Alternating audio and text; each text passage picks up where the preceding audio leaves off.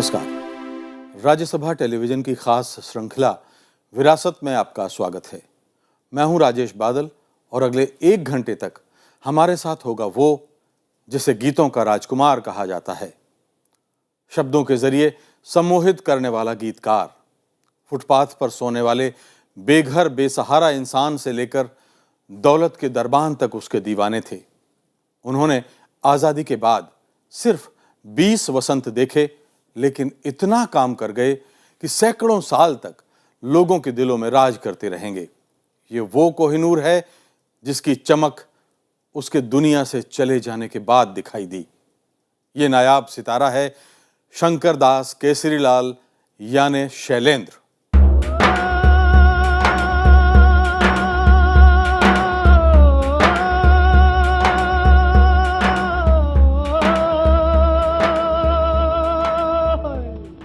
बेहद कमजोर और पिछड़े वर्ग से निकलकर आया शंकर दास यूं तो बिहार में भोजपुरी इलाके के संस्कार खून में लेकर इस दुनिया में आया, लेकिन परिवार ने रावलपिंडी में उर्दू और फारसी को भी अपना लिया। लेकिन जिस शैलेंद्र को दुनिया ने जाना वो वास्तव में ब्रज माधुरी का बेटा था। मथुरा की मिट्टी की महक सारी उम्र शैलेंद्र की सांसों में बसी रही।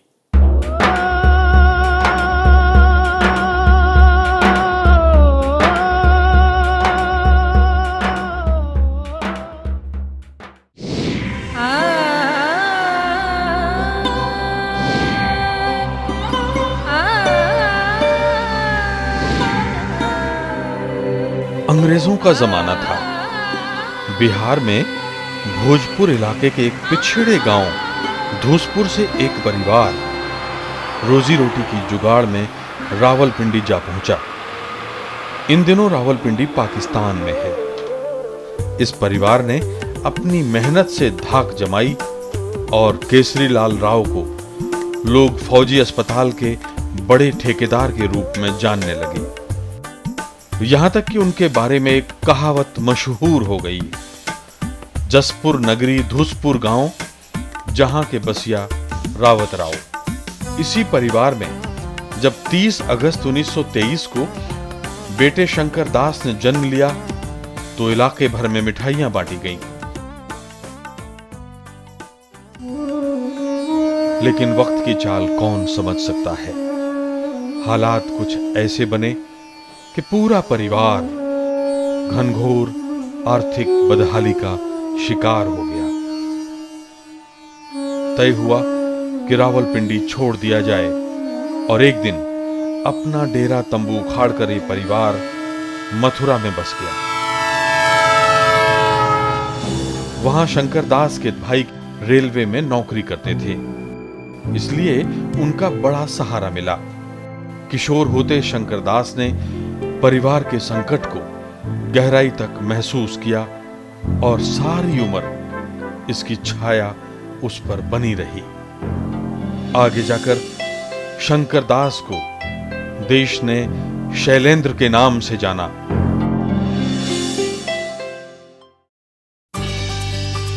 शैलेंद्र के सफरनामे में आज हमारे साथ होंगे मथुरा के डॉक्टर एच चतुर्वेदी, संगीत के जानकार के.एल. पांडे, शैलेंद्र की पत्नी की बहन शिवानी चंद्रा, शैलेंद्र की बेटी अमला शैलेंद्र और बेटे मनोज और दिनेश शैलेंद्र। गर्व से कहेंगे कि हम उस मथुरा में पैदा हुए जहाँ कवि शंकर शैलेंद्र बचपन में रहते थे। शैलेंद्र जी के गीतों में जीवन का अद्भुत दर्शन देखने को मिलता है। हमको इतना प्राउड होता था कि हाँ, हम उनके नाम से हम भी कुछ हैं। The perfect father. बाबा का जो प्यार था, it was so great कि we did not want to hurt his feeling ever. Please take me to my father. Reunite me with him.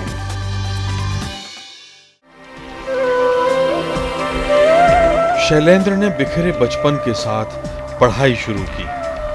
Intermediate तक मथुरा का सरकारी स्कूल शैलेंद्र को अपने ढंग से पालता पोसता रहा। 16 साल के थे तो पूरे उत्तर प्रदेश में तीसरे नंबर पर अव्वल रहकर इंटरमीडिएट पास किया।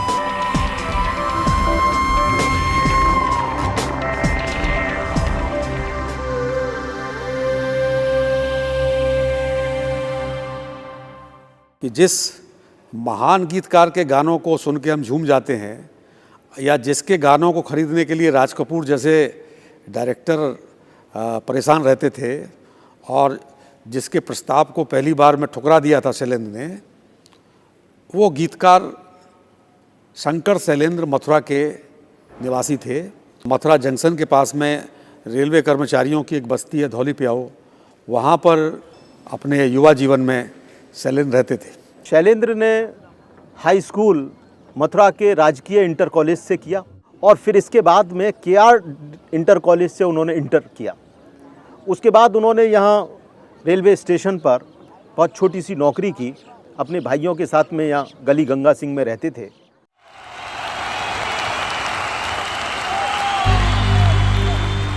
वैसे तो उन्हें हॉकी खेलने का शौक था। ये खेल उन्हें अपने भीतर जोश भरता नजर आता। लेकिन एक बार खेल खेल में बड़े घरों के छात्रों ने उनकी जाति पर ताने दिए। शैलेंद्र को इतना दुख हुआ कि अपने हाथों हॉकी के टुकड़े टुकड़े कर दिए और फिर कभी हाथ नहीं लगाया। वो हॉकी खेल रहे थे मथुरा में और किसी ने मतलब एक कास्टिस्ट रिमार्क उनके ऊपर कर दिया था कि ये घर में खाने को पैसे नहीं है पर यहाँ खेल रहे हैं हॉकी। और उन्होंने उसी वक्त अपनी हॉकी स्टिक ली, अपने घुटने पे तोड़ी वो हॉकी स्टिक और वो अगले दिन वो ट्रेन में बैठ के बॉम्बे आ गए और माटुंगा वर्कशॉप पे उन्होंने नौकरी ज्वाइन कर ली। हालांकि कविता लिखने और डफली बजाने का रोग उन्होंने पाल लिया था। उदासी बढ़ती तो शहर से दूर चले जाते, यमुना किनारे अकेले बैठे कविता गुनगुनाते और डफली बजाते। कौन जानता था कि शैलेंद्र का ये डफली प्रेम राज कपूर को इतना लुभाएगा कि वो शैलेंद्र को अपना डफली गुरु बना लेंगे। जरा याद कीजिए, राज कपूर ने अपनी कितनी फिल्मों में डफली को अपनी पहचान बना लिया।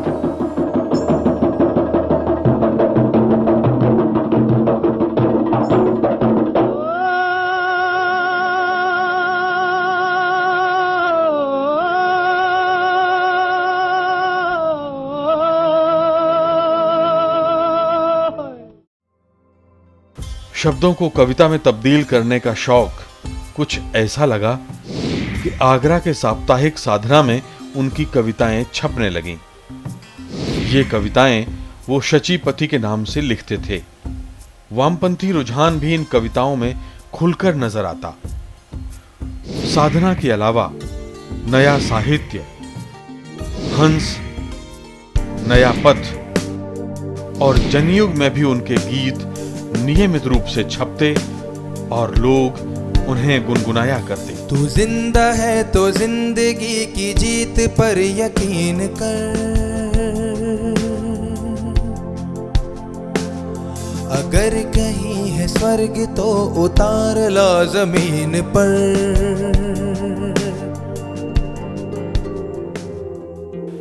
परिवार की दुश्वारियां बढ़ती जा रही थीं। घर में 2 जून रोटी तक नसीब ना होती। ताऊजी ने ऐसे में हौसला बंधाया तो शैलेंद्र बोरिया बिस्तर बांधकर मुंबई में माटुंगा रेलवे तक जा पहुंचे। वहां किसी परिचय के सहारे मैकेनिकल इंजीनियरिंग में ट्रेनी की नौकरी मिल गई। ये 1942 का साल था। पेट भरने लायक पैसे तो मिल जाते, लेकिन मशीनों के शोर में कविता के लिए धड़कता शैलेंद्र का दिल कई बार उदासी में डूब जाता।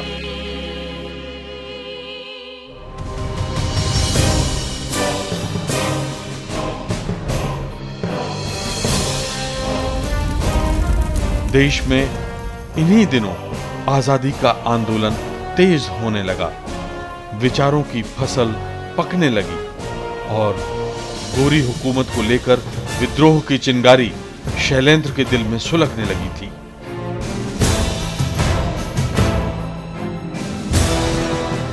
इन्हीं दिनों अगस्त क्रांति आंदोलन शुरू हो गया। 8 अगस्त को गांधी जी ने मुंबई में ऐलान किया, करो या मरो। हम या तो भारत को आजाद कराएंगे या इस प्रयास में मारे जाएंगे, मगर अपनी गुलामी को देखने के लिए जीवित नहीं रहेंगे। शैलेंद्र ने इस आंदोलन में बढ़ चढ़कर हिस्सा लिया और जेल के भीतर जा पहुंचे। वहां से छूटे तो तय किया कि अब कविता को क्रांति का जरिया बनाएंगे।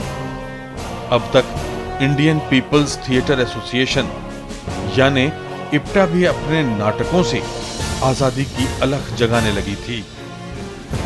शैलेंद्र ने अपनी डफली उठाई और क्रांति की मशाल जला बैठे। शैलेंद्र का एक नया रूप देश ने देखा। इसी बीच देश आजाद हो गया।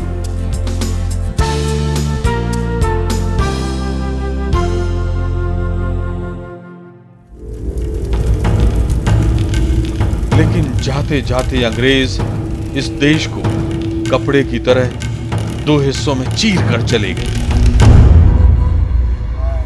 शैलेंद्र उस रात फूट फूट कर रोए। उनकी कलम से निकला, सुन भैया, दोनों के आंगन एक थे भैया, कजरा वो सावन एक थे भैया, ओढ़न पहरावन एक थे भैया, जोधा हम दोनों एक ही मैदान के, परदेसी कैसी चाल चल गया, झूठे सपनों से हमको छल गया, वो डर के घर से निकल तो गया, पर दो आंगन कर गया मकान के। जो उस समय समस्याएं चल रही थीं प्री इंडिपेंडेंस, उसको डाल दिया, या इंडिपेंडेंस के बाद की जो शुरुआत की समस्याएं थी वो सब उनके गीतों में, इवन रोमांटिक गीतों में देखने को मिलती थी। कवि सम्मेलनों में जब शैलेंद्र अपनी कविता जलता है पंजाब सुनाते तो सुनने वाले बदले की आग से जलने लग जाते। ये कविता उन्होंने जलियांवाला बाग हत्याकांड और सरदार भगत सिंह को याद करते हुए लिखी थी। जलता है पंजाब हमारा प्यारा, भगत सिंह की आंखों का तारा। किसने हमारे जलियांवाले बाग में आग लगाई, किसने हमारे देश में फूट की ये ज्वाला धधकाई, किसने माता की अस्मत को बुरी नजर से ताका, धर्म और मजहब से अपनी बदनीयत को ढाका, कौन सुखाने चला है पांचों नदियों की जलधारा, जलता है पंजाब हमारा प्यारा। एक दिन जब इप्टा के थिएटर में यही कविता सुना रहे थे तो पृथ्वीराज कपूर अपने बेटे राज कपूर के साथ उन्हें सुन रहे थे। इसके बाद राज कपूर उनके पास जा पहुंचे। बातचीत में क्या हुआ ये जानते हैं खुद राज कपूर के शब्दों में। राज कपूर ने कहा, मैं पृथ्वीराज कपूर का बेटा हूं, आग फिल्म बना रहा हूं, क्या उसके लिए आप गीत लिखेंगे? शैलेंद्र ने नाक भौं सिकोड़ी और बोले, नहीं, मैं पैसे के लिए नहीं लिखता। ऐसी कोई बात नहीं है जो मुझे आपकी इस फिल्म में लिखने की प्रेरणा दे। मैं क्यों लिखूं? उस व्यक्ति ने कभी अपनी विचारधारा से समझौता नहीं किया और जो देखा उसको लिखा, जो महसूस किया उसको लिखा। और अब चलते हैं शैलेंद्र की अपनी जिंदगी में जो बड़ी मुश्किलों भरी थी। रेलवे की नौकरी में वेतन बहुत कम था, पेट भरने का संकट था, फिर भी किसी तरह खर्च चलाते रहे। इन्हीं दिनों उनका संपर्क दूर के एक रिश्तेदार से हुआ। वो बुंदेलखंड के झांसी में स्टेशन मास्टर थे। मुलाकातें बढ़ी और उनकी बेटी शकुंतला में शैलेंद्र ने अपना जीवन साथी खोज लिया। 1948 में शैलेंद्र शकुंतला की जोड़ी बन गई। शादी तो हुई और उसी दिन हमारी एक दूसरी मतलब हमारी मम्मी की बड़ी बहन की भी शादी हुई थी। तो लोगों ने बहुत ही उल्टा सीधा सुनाया भी था हमारे नाना जी को कि एक बेटी की, बड़ी बेटी की शादी तुम एक डॉक्टर के साथ कर रहे हो और छोटी बेटी को एक मतलब जो आदमी के पास शादी करने लायक कपड़े भी नहीं है, वो कुर्ते पजामे में आया है शादी करने। यू नो, उस एक मतलब ऑलमोस्ट एक फ़कीर के हाथ तुम दे रहे हो, how are you taking such a risk. तो हमारे नाना जी ने बोला हम जो करना है हम कर रहे हैं, वो प्यार करता है उससे और अच्छी तरह रखेगा। मगर हालात ऐसे नहीं थे कि शकुंतला को मुंबई ले जा सकते। शादी के बाद 4 दिन ही साथ रहे और मुंबई जाना पड़ा। उन्होंने अपनी तकलीफ को कुछ इस तरह बयान किया, नई नई शादी है लेकिन बटुए सी दुल्हन को लेकर साथ रह सका सिर्फ 4 दिन, मुश्किल से कटते थे पल छिन। बटुए का अर्थ है जिसमें इंसान अपने पैसे रखता है और कभी भी अपने शरीर से अलग नहीं करता। बीवी को बटुए जैसी उपमा हिंदी साहित्य में प्रेम को लेकर बड़ी अनूठी मानी जा सकती है। तो हम आपको बता रहे थे कि मुंबई में एक आदमी की गृहस्थी तो चल सकती थी, लेकिन 2 लोगों के लिए नामुमकिन। शैलेंद्र परेल में रेलवे के एक छोटे से कमरे में रहते थे। एक चारपाई थी, उसके नीचे कुछ बर्तन रखे होते थे और टीन का एक बक्सा जिसमें होते थे 2 जोड़ी कपड़े और कुछ लिखने पढ़ने का सामान। हाँ, एक खूंटी पर डफली टंगी रहती थी। कभी कभी पड़ोसियों को देर रात तक डफली की थाप और शैलेंद्र के सुरों को सम्मोहित करने वाली सरगम सुनाई दिया करती थी। इन कविताओं में शैलेंद्र की बेबसी और भूख सुनाई देती थी। पत्नी के खत आते, वो लिखती, मैं हर हाल में गुजारा कर लूंगी, बस साथ रहने दो। आखिर शैलेंद्र झुके और शकुंतला परेल के उस कमरे में आ गई। कुछ दिन बाद ही एक नए मेहमान ने अपने आगमन की दस्तक दे दी। चूंकि घर में कोई महिला नहीं थी जो शकुंतला की सहायता करती, इसलिए तय किया गया कि शकुंतला झांसी चली जाएं और वहीं नए मेहमान का स्वागत करें। शकुंतला जाने लगी तो शैलेंद्र ने कुछ देर के लिए रोका। राज कपूर के घर गए। इसके आगे की कहानी खुद राज कपूर के शब्दों में। राज कपूर ने लिखा, मैं महालक्ष्मी के अपने ऑफिस में बैठा था, वहां चपरासी ने खबर दी, कवि शैलेंद्र आपसे मिलना चाहते हैं। मुझे इप्टा वाली घटना याद आ गई। शैलेंद्र कुछ चिंता, तनाव और गुस्से में थे। आते ही बोले, आपको याद है एक बार आप मेरे पास आए थे फिल्म में गाना लिखवाने के लिए? मैंने कहा, याद है। शैलेंद्र तपाक से बोले, मुझे पैसों की जरूरत है, 500 रुपए चाहिए, जो मुनासिब समझें काम करा लीजिए। उन्होंने 500 रुपए लिए और शकुंतला के हाथ पर रख दिए। बोले, मेहमान का स्वागत धूमधाम से होना चाहिए।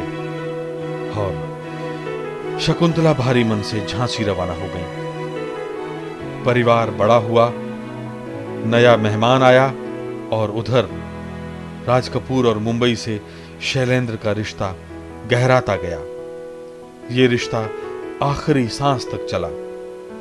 इसके बारे में आप देखेंगे इसी प्रोग्राम में आगे। फिलहाल जानते हैं शैलेंद्र के परिवार के बारे में। 2 बेटियां और 3 बेटे। बड़े बेटे थे शैली शैलेंद्र, जो खुद भी अच्छे गीतकार थे। शैली अब इस दुनिया में नहीं है। उसके बाद मनोज हैं। मनोज इन दिनों अमेरिका में रहते हैं। कभी एस.डी. बर्मन के सहयोगी रहे मनोज को संगीत से बेहद लगाव है और वो अपने पिता की यादों को लेकर खासतौर पर अमेरिका से दिल्ली आए। जब बाबा गुजर गए उसके इमीडिएटली नेक्स्ट डे से सारा चेंज हो गया। मतलब हमें तो लिटरली धक्के खा खा के ही सीखने को मिला कि कौन सी बस किधर जाती है, क्या होता है, कैसे ट्रेन से जाते हैं। From childhood you move to adulthood, there is no youth. कभी कभी तो रोना आता था, कभी रोते भी थे बाथरूम बंद करके। इसके बाद 2 बेटियां हैं। बड़ी बेटी अमला शैलेंद्र मजूमदार हैं और उनसे छोटी गोपा शैलेंद्र हैं, जो कानपुर में रहती हैं। दुबई में रह रही अमला ने अपने पिता की यादों को हमारे साथ बांटा। Those were the best days of my life. Baba always made time for us. अक्सर सब अपना काम वाम छोड़ के हम लोगों दोनों को पिक करते थे. गोपा और हमको पिक करके वहाँ स्कूल के पास बांद्रा में एक McDonald's cafeteria with lots of pastries and cakes and all, very nice. तो वहाँ ले जाते थे. तो बाबा फिर अपनी सिटिंग, अपनी मीटिंग वहाँ करते थे और हम गोपा और हमको केक्स और पेस्ट्रीज, चाय वहाँ खिला के फिर हमको घर ले जाते थे. Those were very pleasurable moments. छोटे बेटे दिनेश शैलेंद्र हैं. दिनेश मुंबई में ही रहते हैं. द परफेक्ट फादर, ऑलवेज उनके पास हमारे लिए समय होता था. और शाम को जितने भी थके होते थे, हम सबसे छोटे थे और मतलब सबसे ज़्यादा बिगड़े हुए भी थे, तो वो आते थे. फिर हम लोग उनके रूम में जाके फिर मतलब वो हमारे साथ खेलते थे. अगर हम बोलें कि घोड़ा बनो तो घोड़ा बनते थे. अगर हम बोलें कि कुछ ये करो वो करो, वो सब कुछ करते थे और हमें हंसाते बहुत थे. शकुंतला तो अब इस दुनिया में नहीं है, अलबत्ता उनकी बहन इन दिनों मुंबई में रहती हैं और शैलेंद्र के परिवार की सदस्य ही हैं. वो शैलेंद्र के भाई की पत्नी यानी दिनेश की चाची मौसी हैं. अपनी बहन और जीजाजी को याद करते हुए वो 50-60 बरस पहले चली जाती हैं. मैं तो उस टाइम झांसी यूनिवर्सिटी, ये आयुर्वेदिक, बुंदेलखंड आयुर्वेदिक यूनिवर्सिटी में ये BIMS कर रही थी. डॉक्टरेट की डिग्री मेरी मैं पढ़ी हुई हूँ मैं झांसी में. उस टाइम तो इतना आपको लड़के लड़कियाँ या हमारे साथ के सहपाठी या और मिलने वाले, अरे तुम्हारे जीजा हैं, तो आपके जीजा हैं, वो शैलेंद्र आपके जीजा हैं, अरे इतने अच्छे गाने लिखते हैं. यानी हमको इतना प्राउड होता था कि हाँ हम भी कुछ है, उनके नाम से हम भी कुछ हैं. वैसे तो शैलेंद्र मुंबई में अपने गीतों के जरिए पहले ही पहचान बना चुके थे, लेकिन पर्दे पर शब्दों से लोगों को सम्मोहित करने में उनकी कोई दिलचस्पी नहीं थी. और इसलिए जब राज कपूर ने उन्हें अपनी नई फिल्म में गीत लिखने का न्योता दिया तो उन्होंने उसे एकदम खारिज कर दिया. शैलेंद्र ने कहा, मैं पैसे के लिए नहीं लिखता. राज कपूर यह सुनकर हैरान रह गए. उस समय तो बात आई गई हो गई, मगर जब शैलेंद्र की जिंदगी में शकुंतला आई तो शायद वो एक नई दुनिया की दस्तक थी. हम आपको बता चुके हैं कि शकुंतला को झांसी के लिए विदा करने से पहले शैलेंद्र ने राज कपूर से 500 रुपए उधार लेकर उन्हें दिए थे. इसके बाद एक दिन वो राज कपूर को उधारी चुकाने पहुंचे तो एक नए सिलसिले की शुरुआत हो गई.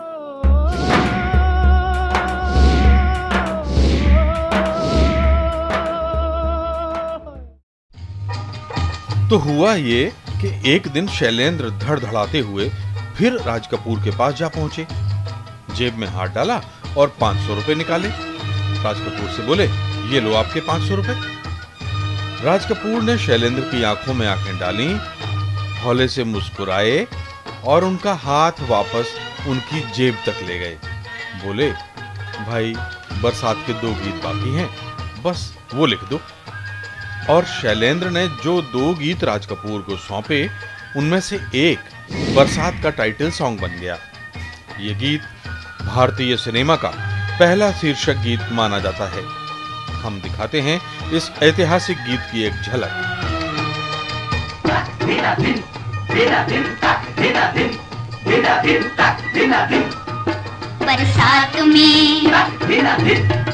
बरसात में हमसे मिले तुम सजन, तुमसे मिले हम बरसात में. बस यहाँ से शैलेंद्र सितारों के संसार में शामिल हो गए. बरसात ने अपार लोकप्रियता बटोरी और शैलेंद्र के घर भी बरसात होने लगी पैसों की. एक नया घर खरीदा गया, नाम रखा गया रिमझिम. बरसात फिल्म से जैसे बरसात ही हो गई फिर पैसों. इसके सब फिर तो इन्होंने अपने रिमझिम उसका अपने बंगले का नाम भी इन्होंने फिर रिमझिम ही रखा था। राज कपूर और शैलेंद्र की जोड़ी जम गई। 2 साल बाद राज कपूर की नई फिल्म आई आवारा। बरसात से ही राज कपूर के प्रिय संगीतकार थे शंकर जयकिशन। इस फिल्म में भी गीत और संगीत ने धूम मचाई। शैलेंद्र की कलम से निकले कई गीत सुपरहिट थे, लेकिन टाइटल सॉन्ग आज भी उतना ही ताजा लगता है। घर बार नहीं, संसार नहीं, मुझसे किसी को प्यार नहीं, मुझसे किसी को प्यार नहीं। सुनसान नगर अनजान डगर का प्यारा हूँ, आवारा हूँ।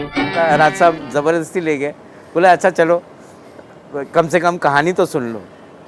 तो वो उनको साथ ले गए अब्बास साहब के, अब्बास के घर आवारा की कहानी सुनाने। कि अब्बास ने देखा कि एक आदमी बहुत ही ऑर्डिनरी कपड़ों में और मतलब आया हुआ राज साहब के साथ, उन्होंने ज़्यादा ध्यान नहीं दिया। राज साहब ने बोला कि अच्छा अब्बास साहब शुरू करिए। अब्बास साहब ने 2-2.5 घंटे अपनी पूरी स्टोरी बिगिनिंग टू एंड आवारा की सुनाई। तो राज साहब ने जैसे ही कहानी ख़त्म हुई, राज साहब मुड़े बाबा के तरफ और उन्होंने पूछा कि क्यों कविराज, कुछ समझ में आया? बोले हाँ समझ में तो आया, काफ़ी अच्छी कहानी है। बोले नहीं और क्या समझ में आया? बोले बेचारा गर्दिश में था पर आसमान का तारा था, आवारा था। तब अब्बास साहब चौंके और उन्होंने राज साहब से बोला कि हमें इस आदमी के साथ फिर से इंट्रोड्यूस करवाइए, इसका नाम क्या है? तो उन्होंने बताया कि इसका शैलेंद्र, शंकर शैलेंद्र। तो उन्होंने बोला ये 2.5 घंटे की स्टोरी इस आदमी ने मेरी एक लाइन में बोल दी है। उन दिनों वो शीर्षक गीत यानी टाइटल सॉन्ग लिखने में बेजोड़ मान लिए गए। भारत में किसी अन्य गीतकार ने इतने अधिक शीर्षक गीत फिल्मों में नहीं लिखे। कुछ चुनिंदा फिल्मों के टाइटल सॉन्ग की एक झलक हम आपको दिखाते हैं। चाहे कोई मुझे जंगली कहे, कहने दो जी कहता रहे। तेरे मन की गंगा और तेरे मन की जमुना का बोल राधा बोल, संगम होगा के नहीं। भैया मेरे राखी के बंधन को निभाना, भैया मेरे छोटी बहन को ना भुलाना। आहा आई मिलन की बेला देखो आई, बन के फूल हर कली मुस्कुराई। हाय हाय बोल मेरी तकदीर में क्या है मेरे हम सफर, अब तो बता। जीवन के 2 पहलू हैं, हरियाली और रास्ता। सब कुछ सीखा हमने ना सीखी होशियारी, सच है दुनिया वालों के हम हैं अनाड़ी। होठों पे सच्चाई रहती है, जहाँ दिल में सफाई रहती है। हम उस देश के वासी हैं, हम उस देश के वासी हैं, जिस देश में गंगा बहती है। दिल अपना और प्रीत पराई, किसने है ये प्रीत बनाई?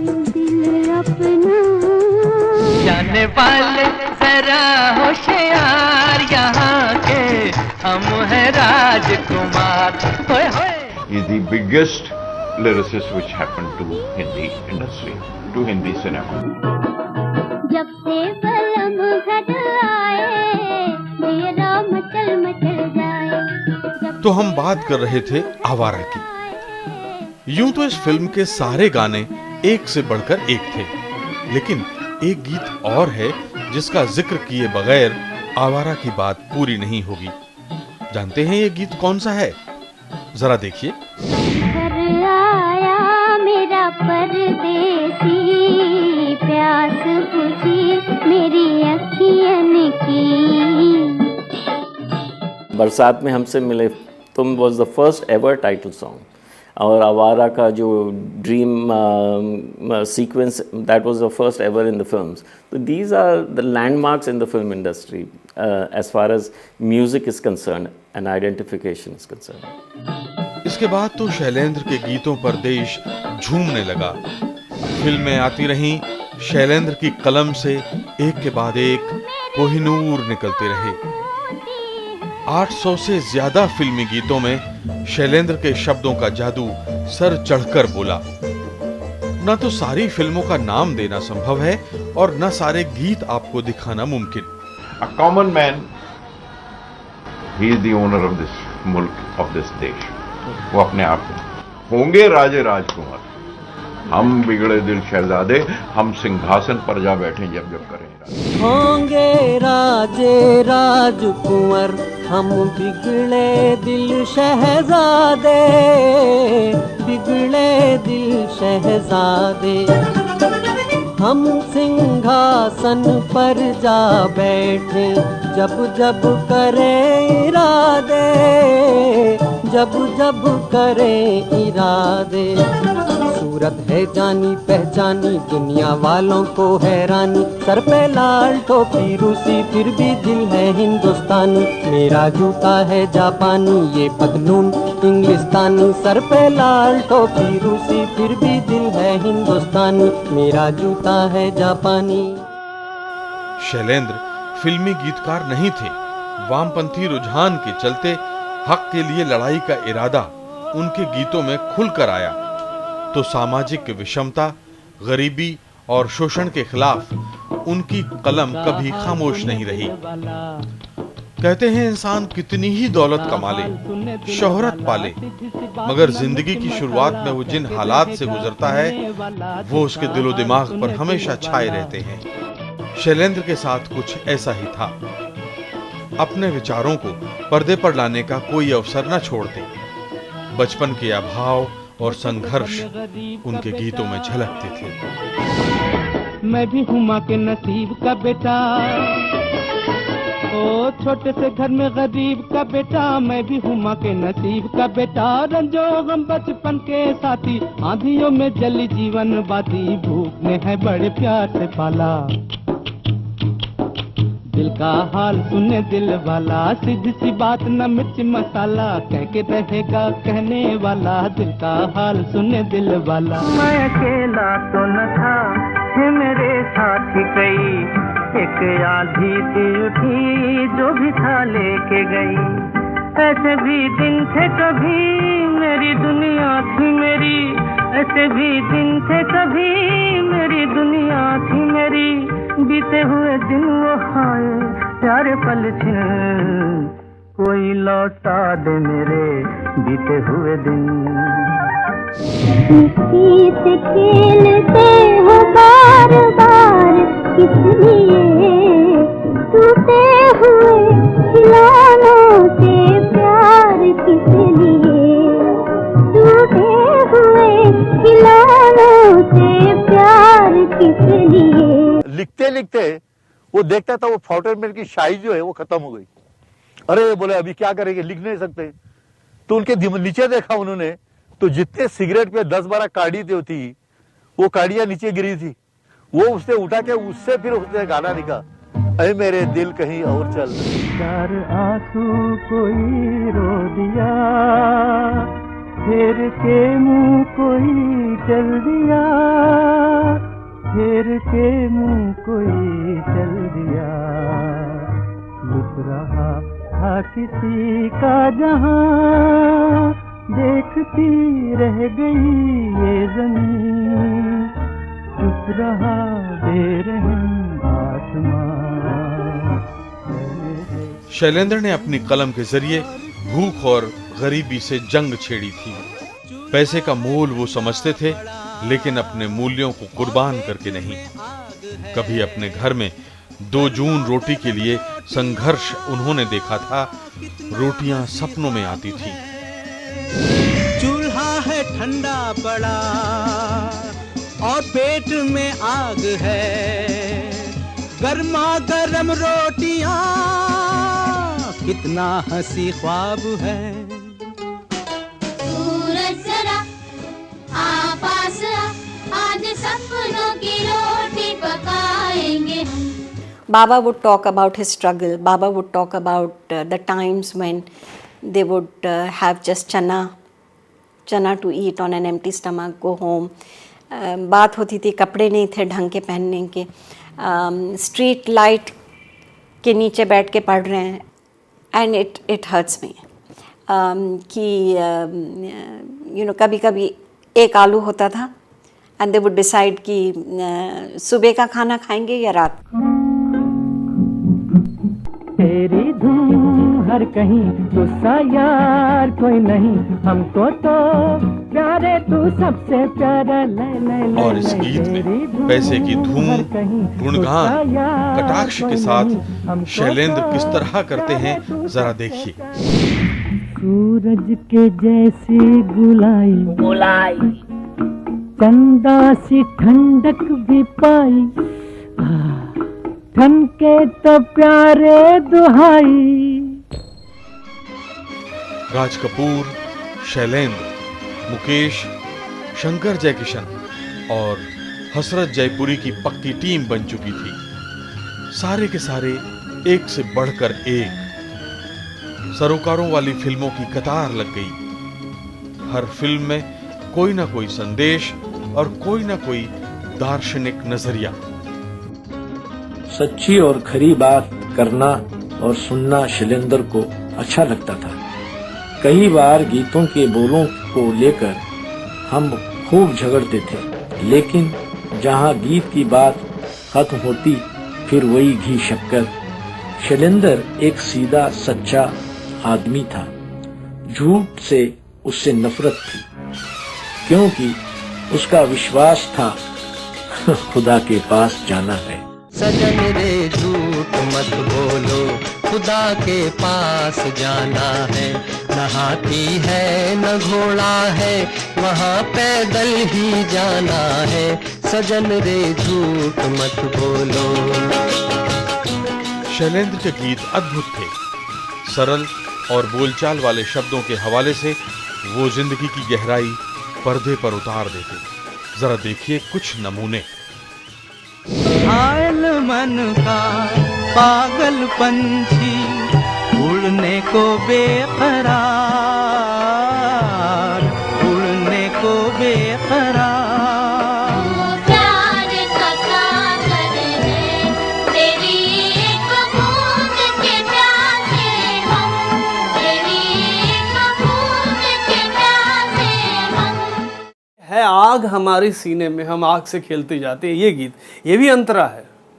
और मुखड़ा था हम भी है तुम भी हो, दोनों हैं आमने सामने। ये मुखड़ा बाद में आता है, अंतरा पहले आ जाता है।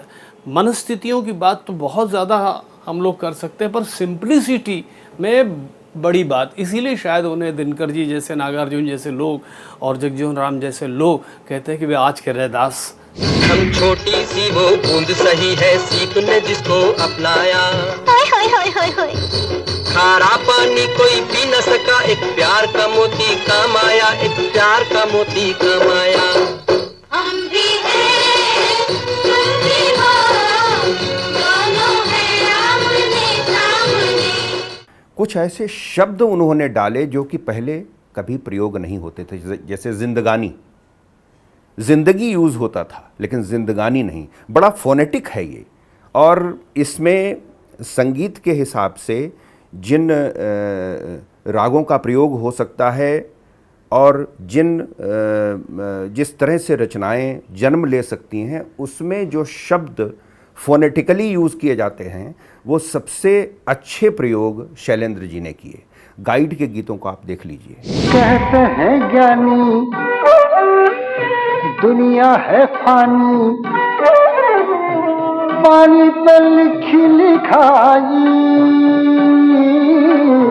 है, सबकी देखी है सबकी जानी, हाथ किसी के न आई, हाथ किसी के न आई। कुछ तेरा ना मेरा, कुछ तेरा ना मेरा, मुसाफिर जाएगा कहाँ। दम ले ले, दम ले ले, दम ले ले घड़ी भर, ये छैया पाएगा कहाँ। ओरे माझी,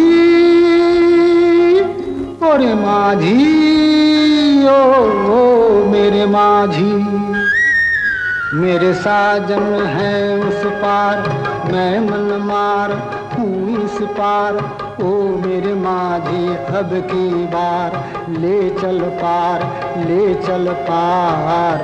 दे दे के ये आवाज कोई हर घड़ी बुलाए, फिर जाए जो उस पार कभी लौट के ना आए।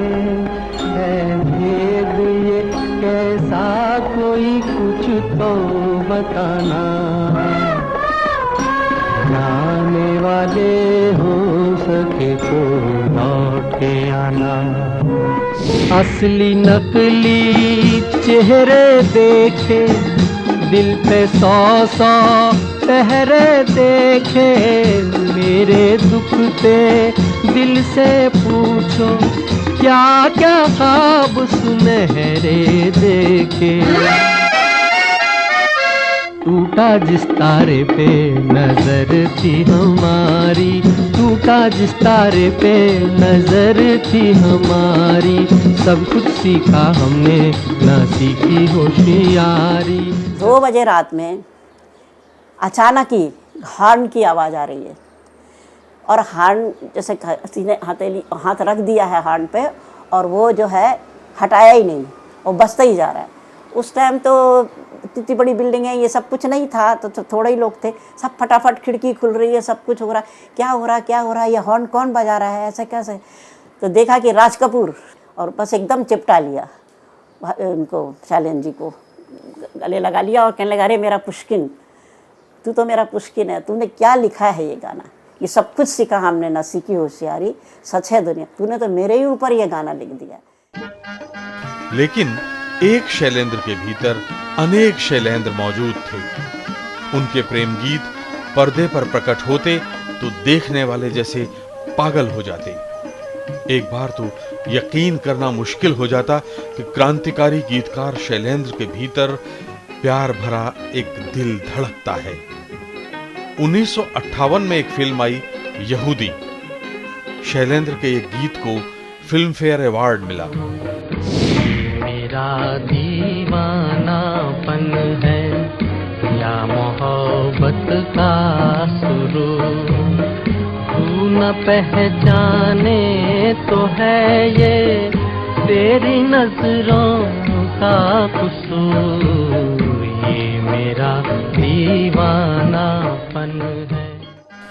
लेकिन इससे 5 साल पहले राज कपूर की फिल्म आह में उन्होंने जैसा भावपूर्ण गीत लिखा वैसा कोई दूसरा नहीं लिखा गया। हम आपको दिखाते हैं एक झलक।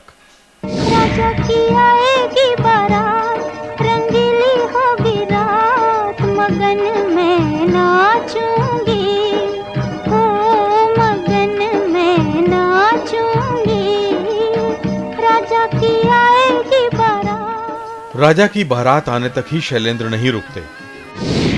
उसके आगे मधुमती में वो घड़ी घड़ी धड़कने वाले गीत पर जैसे सांसें थाम लेते हैं। घड़ी घड़ी मेरा दिल धड़के, हाय धड़के, क्यों धड़के, आज मिलन की बेला में, सर से चुनरिया क्यों सरके, घड़ी घड़ी मेरा दिल धड़के। पंचम से शैलेंद्र जी ने कहा कि तुम्हारे पास एक माचिस होगी, माचिस को पकड़ो। तो पहले तो माचिस से चमक गया कि ये अंकल जी के सामने कैसे निकाले, पर माचिस वाले कोई डरो वगैरह मत, माचिस निकालो, उस पर ताल दो और धुन गुनगुनाओ जिस गाने पे लिखना है। और वो गुनगुनाता गया, उसके ऊपर बोल बजते गए और ताल देते हुए वो गाना बना फिल्म काला बाजार का, खोया खोया चांद नीला आसमां।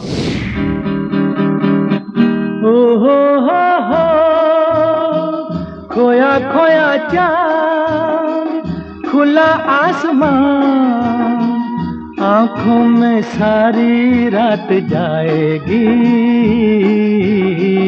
तुमको भी कैसे नींद आएगी, ओ खोया खोया चांद। मगर क्या आप श्री 420, चोरी चोरी और सूरज के इन गीतों को कभी भूल सकते हैं? तितली उड़ी, उड़ जो चली, फूल ने कहा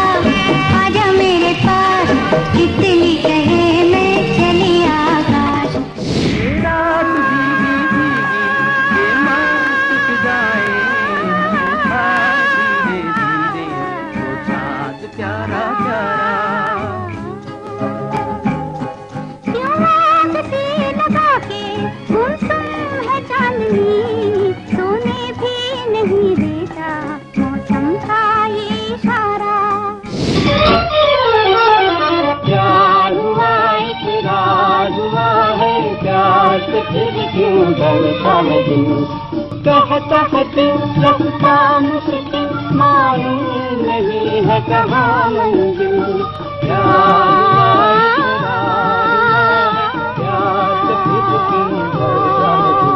कवि था, he was poet lyricist, he was not merely just lyricist।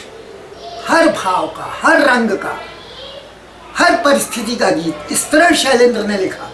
और शैलेंद्र उन गीतकारों में से हैं जिन्होंने फिल्मों को व्याख्यायित किया। शैलेंद्र के गीत हटा दीजिए, वो फिल्म निष्प्राण हो जाए। उन दिनों शैलेंद्र एक ऐसा नाम बन चुका था जिसका हर गीत आवाम पर जादू की गारंटी बन चुका था। जिस देश में गंगा बहती है कि ये गीत क्या शैलेंद्र को अमर नहीं बनाते? मेहमा जो हमारा होता है वो जान से प्यारा होता है, ज्यादा की नहीं लालच हमको, थोड़े में गुजारा होता है, थोड़े में गुजारा होता है। शैलेंद्र पहले गीतकार हैं और कहूँगा कि कोई दूसरा गीतकार मेरी जानकारी में नहीं है जिसके गानों की गूंज अंतर्राष्ट्रीय स्तर पर सुनाई दी हो, और ये उनकी कलम में ऐसी एक ताकत थी। वहाँ कौन है तेरा।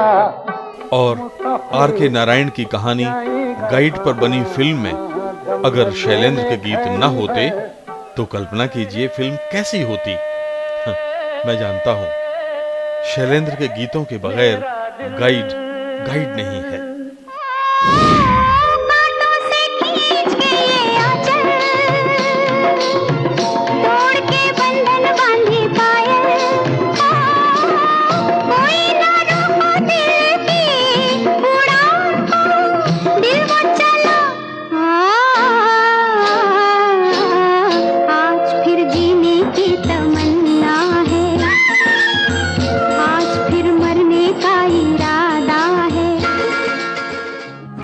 कभी कभी लगता है शाम, गम, तन्हाई, दर्द, याद और प्यार की तड़प का जैसा एहसास शैलेंद्र के शब्दों में बयां होता है वैसा किसी और गीतकार की कलम से नहीं निकला।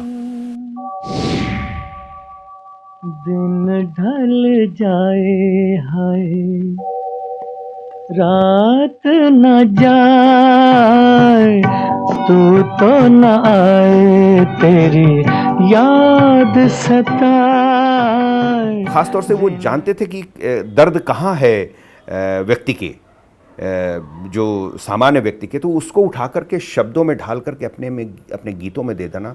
और उनके गीतों में ये बात बिल्कुल सच है कि उनके गीतों में कोई भी परिवर्तन नहीं कर पाया। राज साहब स्वयं नहीं कर पाए, जबकि राज साहब स्वयं इतना संगीत जानने वाले और गीतों में बहुत से परिवर्तन कर दिया करते थे और लोगों में के गीतों में किया उन्होंने, लेकिन उनके गीतों में कभी नहीं कर पाए। संगीत सम्राट तानसेन के इस गीत के बारे में तो आप मेरा दावा गंभीरता से ले सकते हैं कि इस गीत के मुकाबिल कोई दूसरा गीत आपने नहीं सुना होगा। हो गई है मंजिलें, मिट गए हैं रास्ते, गर्दिशें ही गर्दिशें अब है मेरे वास्ते, अब है मेरे वास्ते। और ऐसे में मुझे फिर बुला गया कोई झूमती चली हवा, याद आ गया कोई झूमती चली हवा, याद आ गया कोई, बुझती बुझती आग को फिर जला गया कोई। That is something that's one song that brings Baba's memories. एक सवाल मैं करूं, एक सवाल तुम करो। शैलेंद्र ने एक और अनूठा प्रयोग अपने गीतों में किया, पहेलियां बूझने और उत्तरों में सवाल ढूंढने का। आप नहीं समझ पाएंगे, लेकिन हम बताते हैं। फिल्म ससुराल के इस गीत को देखिए और सुनिए।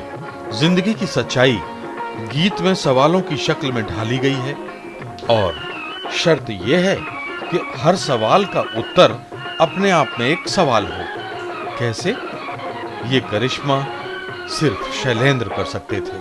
चांद के माथे दाग है, फिर क्यों चांद को लाज न आए? उसका घटता बढ़ता चेहरा क्यों सुंदर कहलाए? काजल से नैनों की शोभा क्यों दुगनी हो जाए? गोरे गोरे गाल पे काला तिल क्यों मन को भाए? एक सवाल मैं करूं। और जब वो बच्चों के साथ बच्चे बन जाते तो उनके भीतर एक विद्रोही गीतकार को खोजना मुश्किल हो जाता। अपने 5 बच्चों पर वो जान छिड़कते थे। शायद अपने बच्चों के लिए ही ये गीत उनकी कलम से निकले। खाके पीके मोटे होके चोर बैठे रेल में, चोर वाला डब्बा कटके पहुंचा सीधा जेल में। नानी तेरी मोनी को मोने गई, हकी जो बचाता काले चोले गए। नन्हे मुन्ने बच्चे तेरी मुट्ठी में क्या है? नन्हे मुन्ने बच्चे तेरी मुट्ठी में क्या है? मुट्ठी में है तकदीर हमारी, मुट्ठी में है तकदीर हमारी। हमने किस्मत को बस में किया है, हमने किस्मत को बस में किया है। झुझु की कली मेरी लाडली, नाजों की पली मेरी लाडली। ओ आस की रंग जुग जुग तुझे, नन्ही सी परी मेरी लाडली, ओ मेरी लाडली। और बच्चों के लिए ही क्यों, घर परिवार के लिए उनके मधुर गीतों को आप भूल सकते हैं? उत्तर भारत में रक्षाबंधन के मौके पर जब तक शैलेंद्र का ये गीत रेडियो या टीवी पर अपनी हाजिरी नहीं लगाता, तब तक ये त्योहार अधूरा सा लगता है। भैया मेरे राखी के बंधन को निभाना, भैया मेरे छोटी बहन को ना भुलाना। देखो ये नाता निभाना निभाना भैया मेरे। एक जमाना था जब राखी के मौके पर या सावन के महीने में विवाहिता बहनें भाई का इंतजार करती थी। भाई मायके से बाकायदा उन्हें लेने जाते थे और तब वो ससुराल से विदा होती थी। आज की भागदौड़ भरी जिंदगी में अब इतना टाइम किसी के पास कहाँ है। रोजी रोटी ने फुर्सत के पल छीने और रिश्तों की गर्माहट हमेशा के लिए दफन हो गई। लेकिन जिन लोगों ने वो दिन देखे हैं, इस गीत को सुनकर उनके आंसू भर आते हैं।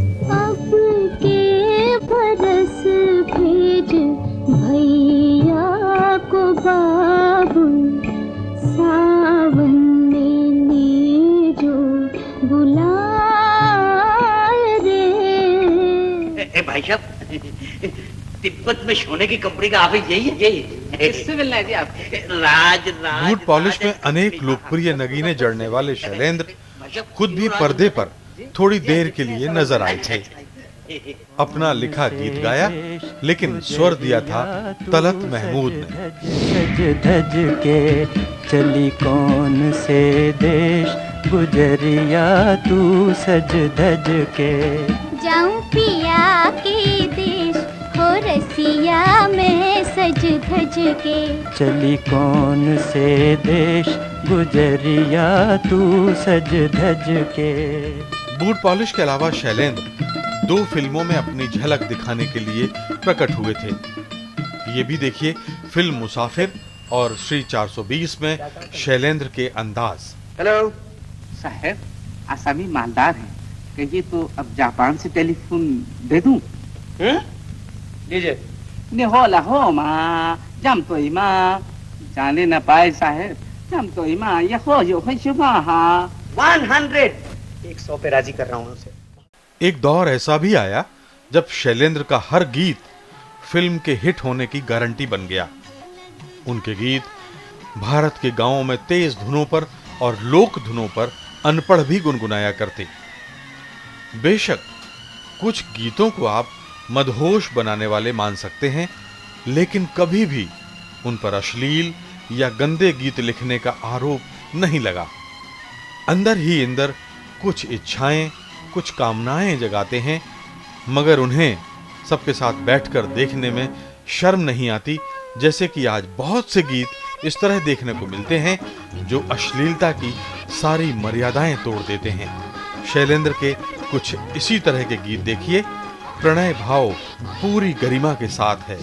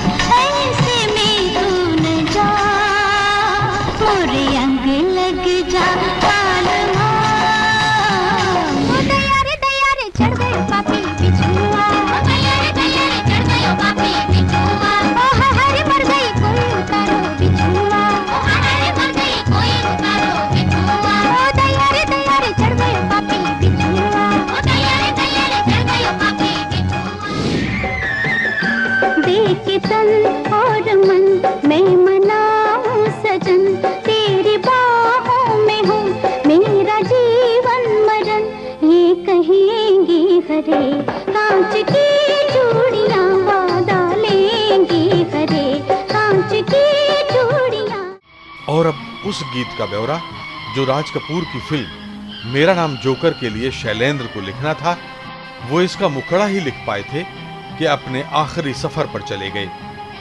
शैलेंद्र के बेटे शैली शैलेंद्र ने इस गीत को पूरा किया। अपने यही दोनों जहां, इसके सिवा जाना कहां। बाबा गुजर गए, मेरा नाम जोकर इनकम्प्लीट थी, पिक्चर वाज अंडर प्रोडक्शन, और Raj uncle was looking for the Shailendra feel in that song, और वो उनको मिल नहीं रहा था बाकी राइटर से। और जब शैली भैया ने जो कंप्लीट किया, इट हैड दैट रिफ्लेक्शन और same, it was in the same line और सेम फ्लो, तो ही वाज वेरी हैप्पी और उस तरह से वो गाना कंप्लीट किया गया। ये पूरी दास्तान हम आपको सुनाएंगे अगले एपिसोड में, लेकिन अभी देखिए इस गीत की एक झलक। जग को हंसाने बहरूपिया, रूप बदल फिर आएगा।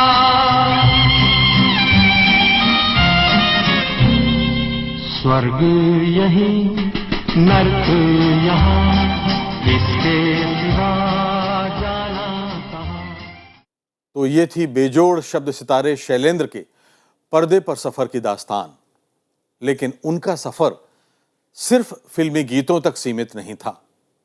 उन्होंने ऐसे ऐसे गैर फिल्मी नगमों की रचना की जो 50 साल बाद भी आज के हिंदुस्तान की कहानी कहते हैं। इतना ही नहीं, उन्होंने पर्दे पर भी एक ऐसी कविता रची जो भारत के 100 साल के फिल्मी सफर में एक मील का पत्थर है। ये कविता है तीसरी कसम। लेकिन ये कहानी हम देखेंगे अगले एपिसोड में। देखते रहिए राज्यसभा टेलीविजन। नमस्कार, राज्यसभा टेलीविजन की खास श्रृंखला विरासत में आपका स्वागत है। मैं हूं राजेश बादल। विरासत के पिछले एपिसोड में आपने देखा था गीतकार शैलेंद्र रावलपिंडी से मथुरा होते हुए किस तरह माया नगरी मुंबई पहुंचे। वहां उन्होंने फिल्मों के पर्दे पर अपने शब्दों से देश को सम्मोहित कर लिया। सरल और आसान शब्दों में जिंदगी की गहराई बयान करने का अद्भुत हुनर था शैलेंद्र के पास। मगर इसका मतलब ये नहीं कि उन्होंने सिर्फ फिल्मों में लोकप्रिय होने वाले गीत ही लिखे। दरअसल शैलेंद्र ने जो लिखा उसका एक बड़ा हिस्सा तो लोगों के सामने ही नहीं आया। फिल्म के पर्दे पर नहीं आए इन गीतों में शैलेंद्र आवाम के हक की बात करते हैं, जुल्म से लड़ने की बात करते हैं, व्यवस्था के प्रति गुस्सा दिखाते हैं और जिंदगी जीतने का हुनर भी बताते हैं। एक नजर शैलेंद्र के ऐसे ही नायाब गीतों पर।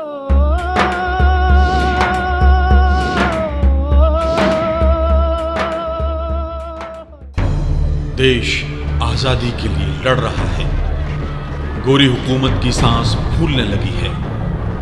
उसने जान लिया है कि हिंदुस्तान अब जाग उठा है। जाते जाते वो और हिंसक तथा क्रूर हो रहे हैं। इसके खिलाफ शैलेंद्र के दिल में उबल रहा है लावा। गुस्सा जबान और कलम से फूटता है, करोड़ों दिलों की आवाज।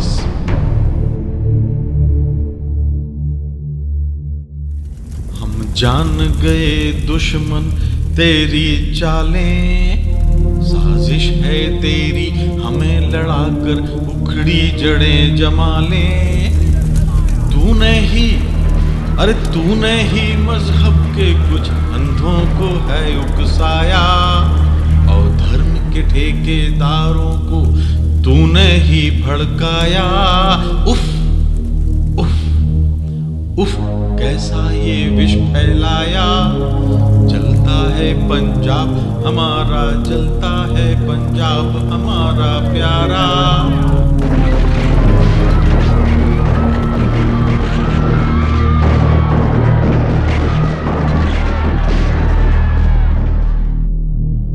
अहिंसा का नारा और गांधी का सहारा, क्रांतिकारियों की कुर्बानी, गोरी हुकूमत मांग उठी पानी। लेकिन जाते जाते साजिशें न छोड़ी। हजारों साल की साझा संस्कृति वाले देश को एक झटके में कपड़े की तरह चीर कर चले गए। शैलेंद्र का दिल रो रहा है। हिंदुस्तान से बैठकर पाकिस्तान को संदेश।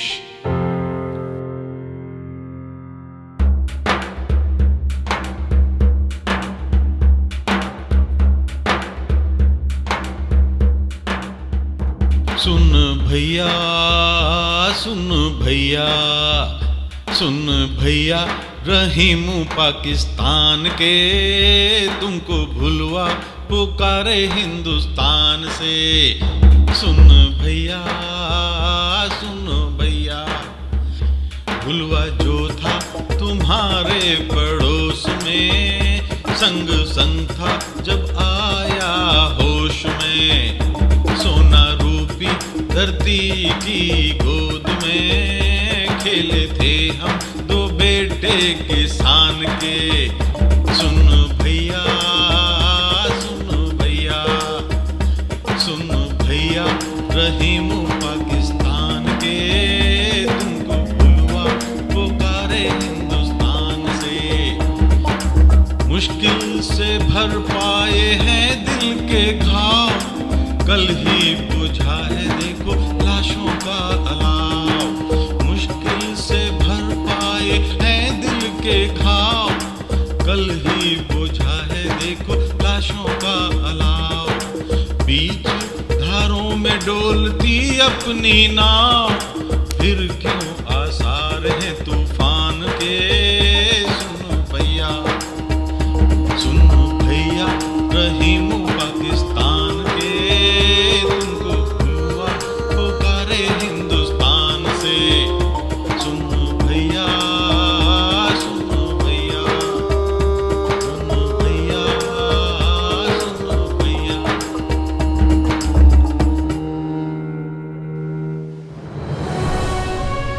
देश आजाद हुआ ही है, तिरंगा लहरा रहा है और लोग इस खुशी को पूंजी की तरह संजोए बैठे हैं। शैलेंद्र इस मौके पर खामोश नहीं है। वो लिखते हैं, 6 साल की इस आजादी ने, इस रंग रंगीली गादी ने कुछ ऐसा मंतर फेरा है, हर दूजे पहर सवेरा है। इस रामराज में सब खुश हैं, हम नए समय के लवकुश हैं। रावण न मरा, लंका न जली, खुद घर लौट आई जनक लली। ना सेतु बंधा ना पूंछ जली, मंत्री हैं श्री बजरंग बली। बस ये रामायण सीधी सादी सी, आजादी हो तो ऐसी हो। आज़ादी के पहले 2 दशकों में उस भारत के ऊपर लिख रहे थे जो भारत सपने देख रहा था। और वो सपने थे कि एक हिंदुस्तान ऐसा होगा जिसमें हर आदमी को इज्जत मिलेगी, मजदूरों किसानों को सम्मान मिलेगा, गरीबों की गरीबी दूर होगी और हर प्रकार का शोषण दूर होगा। आजाद मुल्क में शैलेंद्र सरकार और सिस्टम को भी आगाह करना नहीं भूलते। वो देश की नई चुनौतियों का जिक्र करते हैं और उन पर काबू पाने की बात करते हैं। मोटी मोटी पुस्तकों से धर्म और कानून की दुहाई देते हैं, पाप पुण्य की सफाई देते हैं। आप देवताओं और सज्जनों को पहचानते होंगे, आदमी को आप नहीं जानते, क्योंकि आप रहते हैं नेपियन सी रोड पर। धारावी की इस बस्ती को क्या जाने, जहां कच्चे चमड़े की दुर्गंध में भी जिंदगी सांस लेती है, जवान होती है, प्यार करती है और फिर नई जिंदगी को जन्म देती है।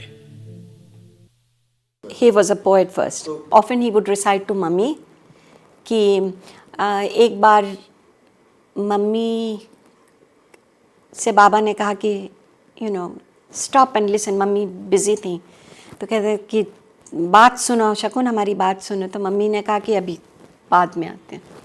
एंड ही जस्ट रोट, जो बात मैं कहते कहते रह गया, जो बात तुम सुनते सुनते चली गई, वो ना आप कही जाएंगी ना सुनी जाएंगी। He wrote a poem on that and he didn't live after that. Mummy regretted the moment that she didn't stop and listen to him.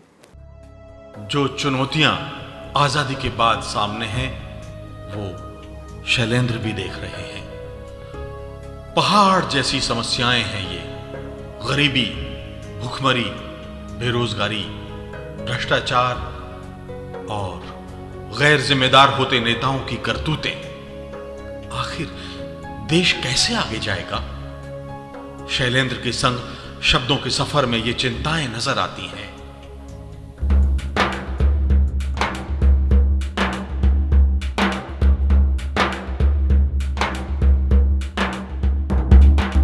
Ramraj का ढोल बजाया,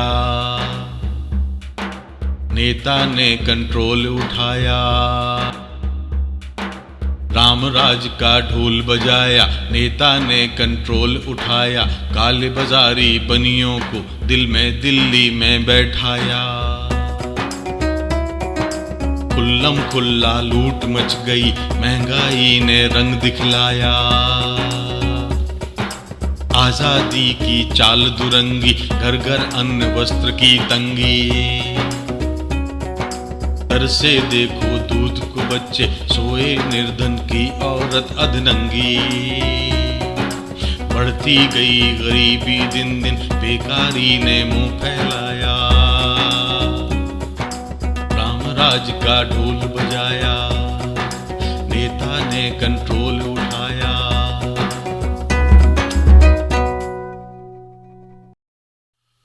सरकार बेलगाम हो रही है, आवाम की वो नहीं सुनती। परेशानियों का कोई अंत नहीं और वामपंथी शैलेंद्र गुस्से में हुंकार भरते हैं। हर जोर जुल्म की टक्कर में संघर्ष हमारा नारा है। तुमने मांगें ठुकराई हैं, तुमने तोड़ा है हर वादा। छीना हमसे सस्ता अनाज, तुम छटनी पर हो आमादा। तो अपनी भी तैयारी है और हमने भी ललकारा है। हर जोर जुल्म की टक्कर में हड़ताल हमारा नारा है। आपको याद आया होगा कि इस गीत की एक लाइन आंदोलनों और हड़तालों के दौरान नारे की तरह 40 साल से इस्तेमाल हो रही है। ये नारा दिल से निकलता था। हम लोग भी जब युवावस्था में हम लोगों ने बहुत सारे मूवमेंट देखे। 1974 में रेलवे की हड़ताल देखी और विद्यार्थियों के आंदोलन देखे, तो ये नारा हर जोर जुल्म की टक्कर में संघर्ष हमारा नारा है। हिंदुस्तान के संसाधन सीमित हैं, अनाज उत्पादन नाकाफी है, उद्योग धंधे पूरी रफ्तार से नहीं खुल रहे हैं और शैलेंद्र इस पर पार पाने के लिए अपना कोहिनूर सामने लाते हैं। 60 साल से ये गीत देश के बच्चे बच्चे की जबान पर है। हर उम्र के लोग इस गीत को सुनकर उत्साह और जिंदगी को लेकर नए नजरिए से भर जाते हैं। हम आपको सुनाते हैं इस गीत की कुछ लाइनें। तू जिंदा है तो जिंदगी की जीत पर यकीन कर। अगर कहीं है स्वर्ग तो उतार ला जमीन पर। तू जिंदा है तो जिंदगी की जीत पर यकीन कर, अगर कहीं है स्वर्ग तो उतार ला जमीन पर। ये गम के और 4 दिन, सितम के और 4 दिन, ये दिन भी जाएंगे गुजर गुजर गए 1000 दिन। कभी तो होगी इस चमन में भी बहार की नजर। तू जिंदा है तो जिंदगी की जीत पर यकीन कर। हजार वेश धर के आई मौत तेरे द्वार पर, मगर तुझे न छल सकी चली गई वो हार कर। नई सुबह के संग सदा मुझे मिली नई उम्र, अगर कहीं है स्वर्ग तो उतार ला जमीन पर।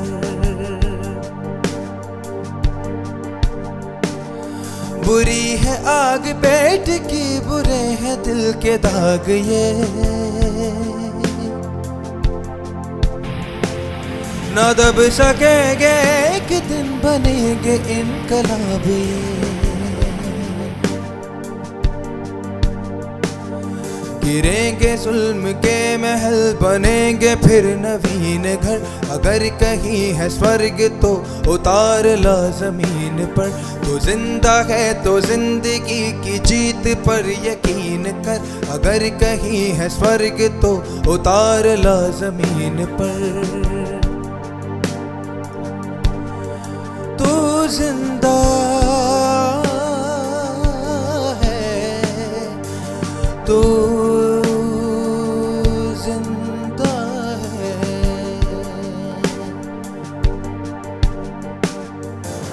शैलेंद्र आलोचकों के बनाए हुए कवि नहीं थे, शैलेंद्र लोगों के दिलों से बनाए गए कवि थे, और उसके लिए किसी आलोचक की, किसी इतिहासकार की इनकी ज़रूरत नहीं है।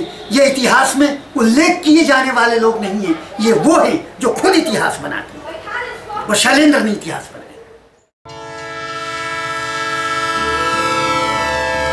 लेकिन कुछ ऐसा हुआ कि आजाद होने की खुशी कपूर की तरह उड़ गई।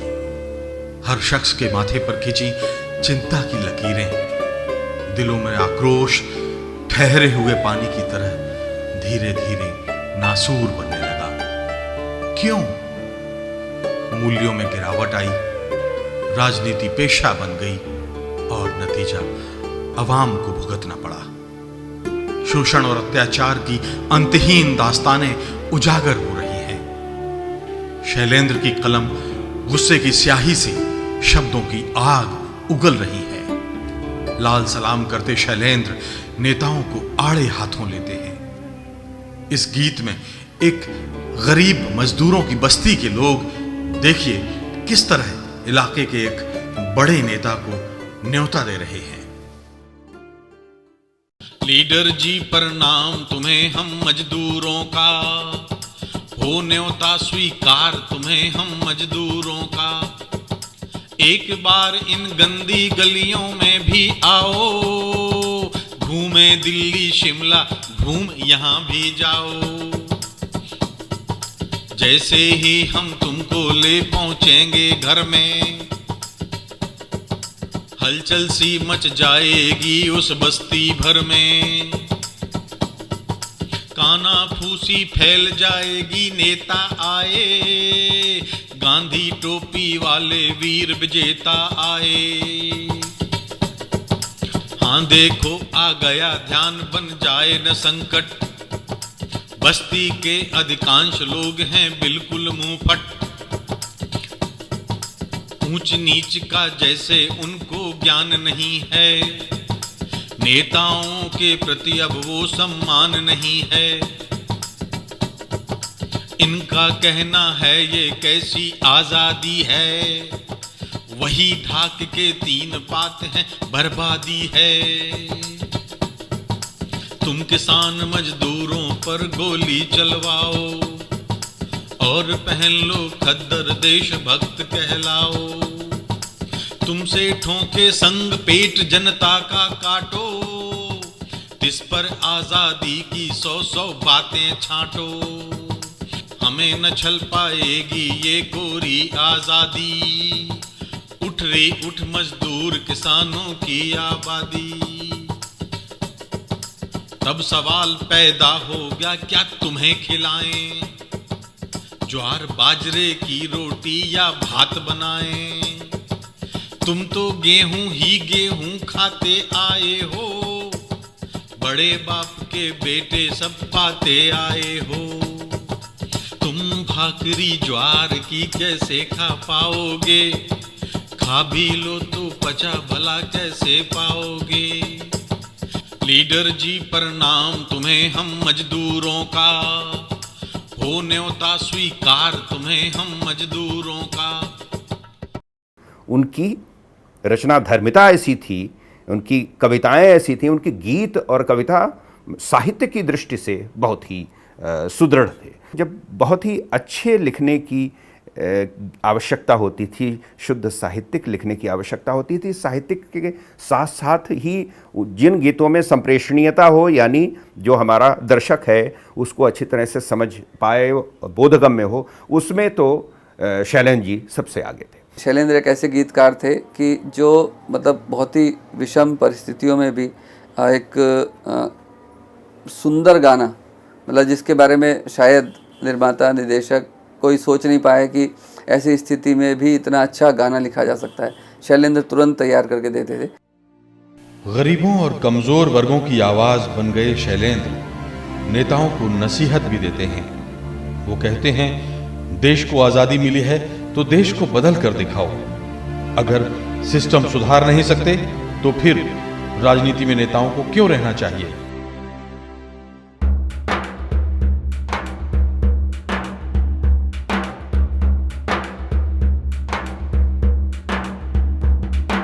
ढोल बजे ऐलान हुआ आजादी आई, ढोल बजे ऐलान हुआ आजादी आई।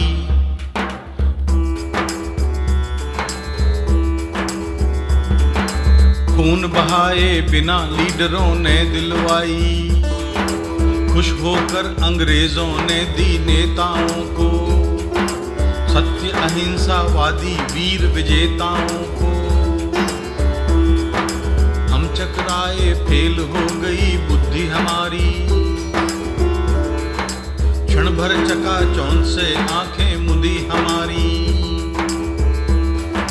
पर फिर देखा अब भी सारा ठाट वही है, वही फौज है वही पुलिस है लाट वही है। जमींदार है खेत और खलिहान वही है, गल्ला पहले से कम किंतु लगान वही है।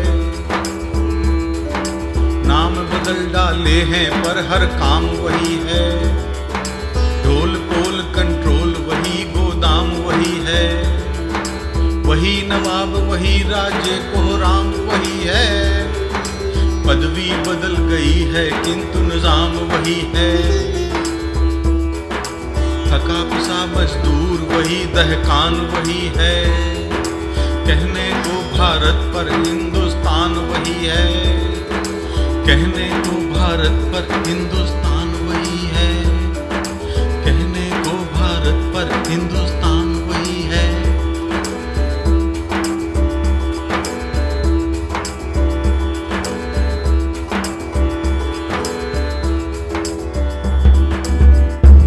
गाने लिखने तो शुरू कर दिए थे, पर कविताएं उन्होंने नहीं छोड़ी।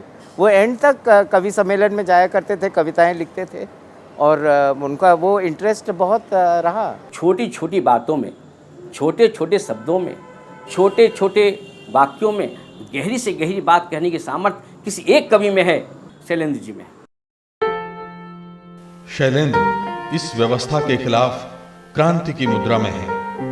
वो ललकारते हैं, क्रांति के लिए उठे कदम, क्रांति के लिए जले मशाल, भूख के विरुद्ध भात के लिए, रात के विरुद्ध प्रात के लिए, मेहनती गरीब जात के लिए हम लड़ेंगे, हमने ली कसम।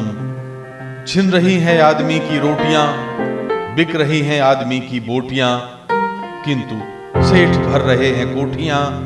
लूट का ये राज हो खत्म, क्रांति के लिए उठे कदम।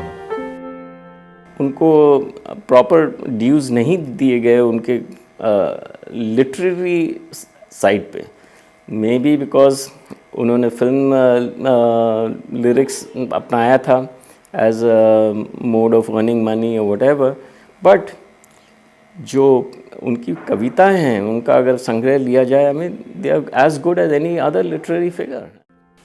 लेकिन आक्रोश से भरा शैलेंद्र ना उम्मीद नहीं है, आने वाले कल को लेकर वो उमंगों से भरा हुआ है। गम की बदली में चमकता एक सितारा है, आज अपना हो न हो पर कल हमारा है। ये कदम ऐसे जो सागर पाट देते हैं, ये वो धाराएं हैं जो पर्वत काट देते हैं। स्वर्ग उन हाथों ने धरती पर उतारा है, आज अपना हो न हो पर कल हमारा है। सच है डूबा सा है दिल जब तक अंधेरा है, इस रात के उस पार लेकिन फिर सवेरा है। हर समंदर का कहीं पर तो किनारा है, आज अपना हो न हो पर कल हमारा है। जी इसी का नाम है शैलेंद्र। और अब वो दास्तान जो सुनाने को जी नहीं करता और सुनाए बिना रहा भी नहीं जाता। एक ऐसी दास्तान जिसने शैलेंद्र को आसमानी चोटियों तक पहुंचा दिया। अफसोस वो खुद शोहरत की इन बुलंदियों को देखने से पहले ही आखिरी सफर के लिए कूच कर गए थे। शैलेंद्र के खजाने से निकले इस अनमोल कोहिनूर का अनोखा लेकिन तकलीफ देह अफसाना।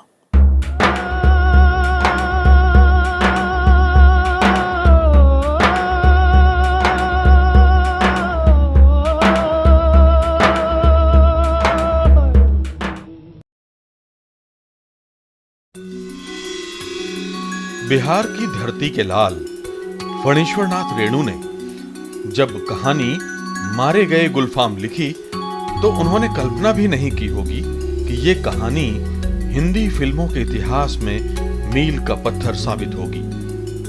कहानी पढ़ते ही 23 अक्टूबर 1960 को शैलेंद्र ने रेणु को एक चिट्ठी लिखी। भाई फणीश्वरनाथ, सप्रेम नमस्कार।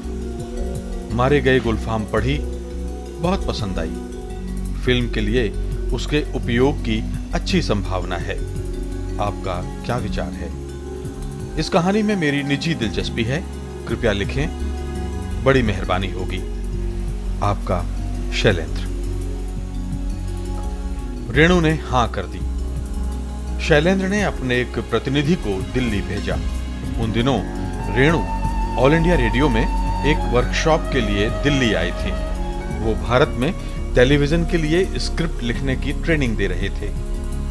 ऑल इंडिया रेडियो के दफ्तर में रेणु ने तीसरी कसम का एग्रीमेंट साइन किया। बदले में उन्हें 10,000 रुपए मिले।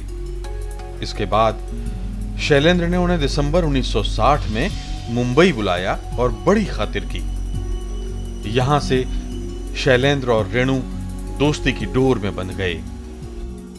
फणीश्वरनाथ रेणु जी आके बैठ के इनके सामने तिपाई रख दी जाती थी, रसगुल्ले से भरा हुआ एक मिट्टी की हांडी होती थी और फिर अगरबत्ती जलती रहती थी और रात में लिखते रहते थे। फिल्म पर दोनों दोस्तों की चर्चाएं शुरू हो गईं। क्योंकि बजट कम था, इसलिए तय हुआ कि फिल्म ब्लैक एंड व्हाइट बनेगी। 2.5-3 लाख का बजट शुरुआती तौर पर रखा गया। बासु चटर्जी उन दिनों खाली थे, विमल रॉय से अलग हो चुके थे और मारे गए गुलफाम के दीवाने थे।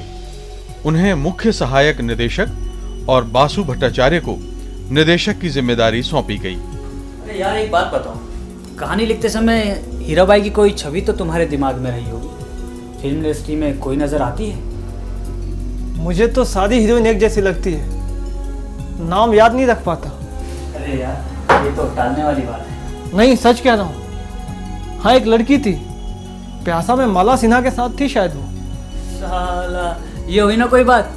हमारे मन में भी उसी की सूरत है। वो वाहिदा रहमान है। क्या वो इंद्रानी रहमान के रिश्तेदार है? नहीं, लेकिन वो अच्छा नाचती। हीराबाई एक अच्छी नर्तकी होनी चाहिए। और 2 दिन बाद शैलेंद्र ने वहीदा रहमान को कहानी सुनाई। एग्रीमेंट साइन हो गया। वहीदा रहमान कहानी सुनते सुनते ही रो पड़ी थी। अब सवाल यह था कि हीरामन कौन हो। एक बार फिर दोनों दोस्तों में हीरामन की खोज पर बात हुई। भाई, हीरो के लिए कौन है? बताओ, तुम्हारे मन में कोई है? क्या तुम्हारे दिमाग में राज कपूर है? अगर हो तो तुम्हारी राय क्या? राज कपूर कर तो सकते हैं। जागते रहो में उन्होंने अच्छा काम किया था, लेकिन उनके बारे में कहते हैं कि वो सिर्फ अपनी छवि के बारे में ही सोचते हैं। अगर आप ये मानते हैं तो समझ लीजिए कि वो जरूर करेंगे। और अगले दिन ही राज कपूर के साथ भी एग्रीमेंट साइन हो गया। राज कपूर ने इस फिल्म के लिए सिर्फ 1 रुपया मेहनताना लिया। टीम के बाकी लोग भी भावनात्मक रूप से शैलेंद्र के साथ थे, इसलिए पैसा बहुत ज्यादा मायने नहीं रखता था। 14 जनवरी 1961 को शूटिंग शुरू हुई। शेड्यूल के मुताबिक 6 से 8 महीने में फिल्म बन जानी थी, लेकिन 5 साल लग गए। इस बीच टीम भी बिखरने लगी। फिल्म की एडिटिंग में रेणु और शैलेंद्र दोनों दिन रात भिड़े हुए थे। शैलेंद्र ने रात दिन एक कर दिया।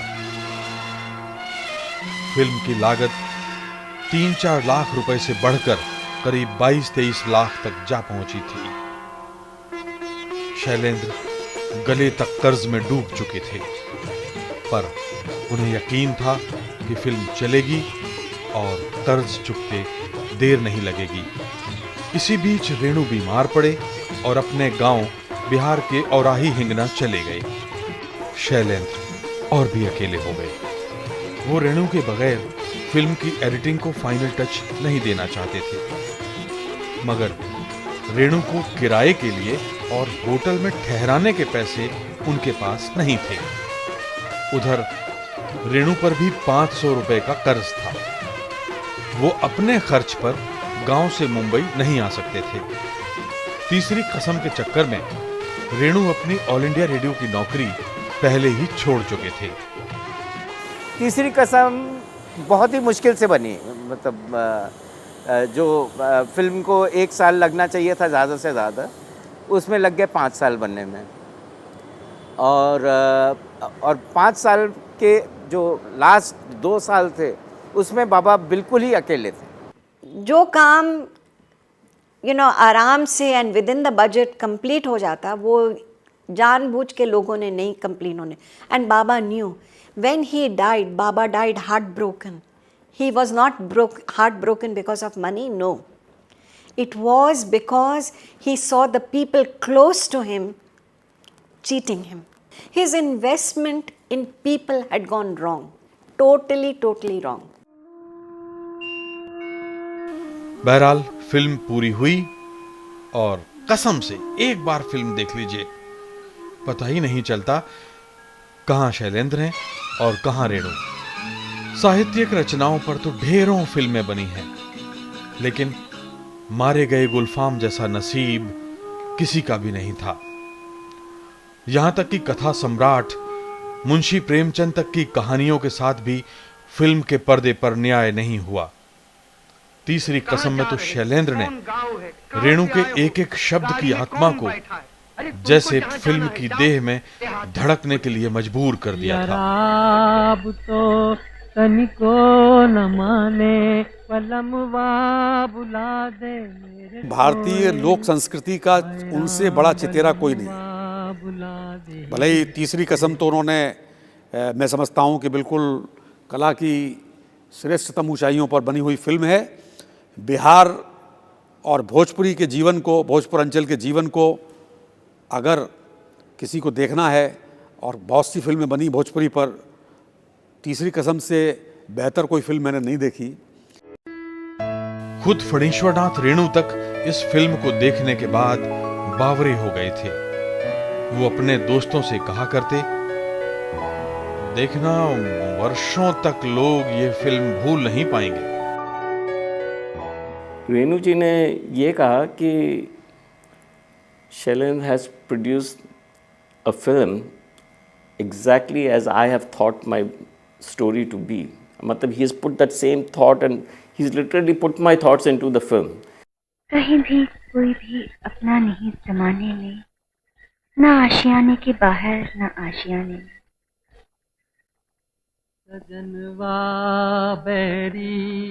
सजनवा बैरी हो गए हमार तो ऐसा गाना बन गया है कि गाया जाएगा और युगों युगों तक याद रखा जाएगा।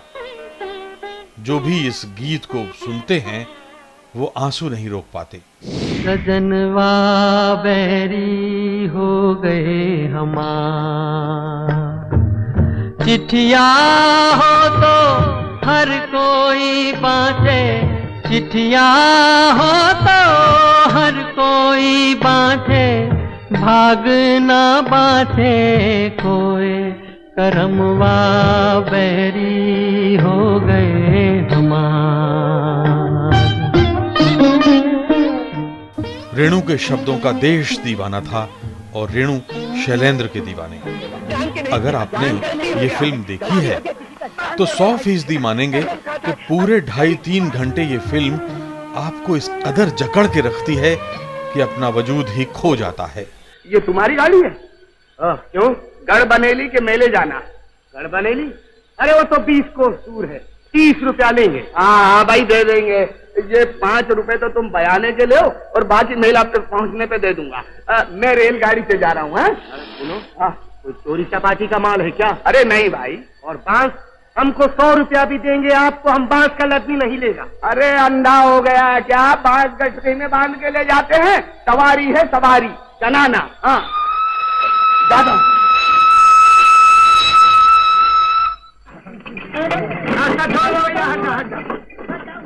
उस जमाने में सिर्फ 8 आने में आनंद की एक ऐसी दुनिया में ये फिल्म आपको पहुंचाती थी जिसका बयान मुमकिन नहीं। आइए इस फिल्म की सैर करते हैं। पूरी माँ ये तो परी है। परी? कहाँ है परी? जी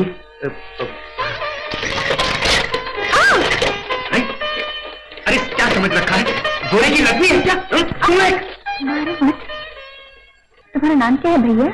मेरा नाम हीरामन है जी, हीरामन। हीरामन यानी राज कपूर और हीराबाई यानी वहीदा रहमान के प्यार की खामोश कहानी। कहाँ है फर्क? मैं भी हीरा, तुम भी हीरा। हीरामन बचपन में ब्याहा, जवानी में गौना होता, इससे पहले ही पत्नी चल बसी। यानी हीरामन ब्याह का अर्थ भी न समझ पाया।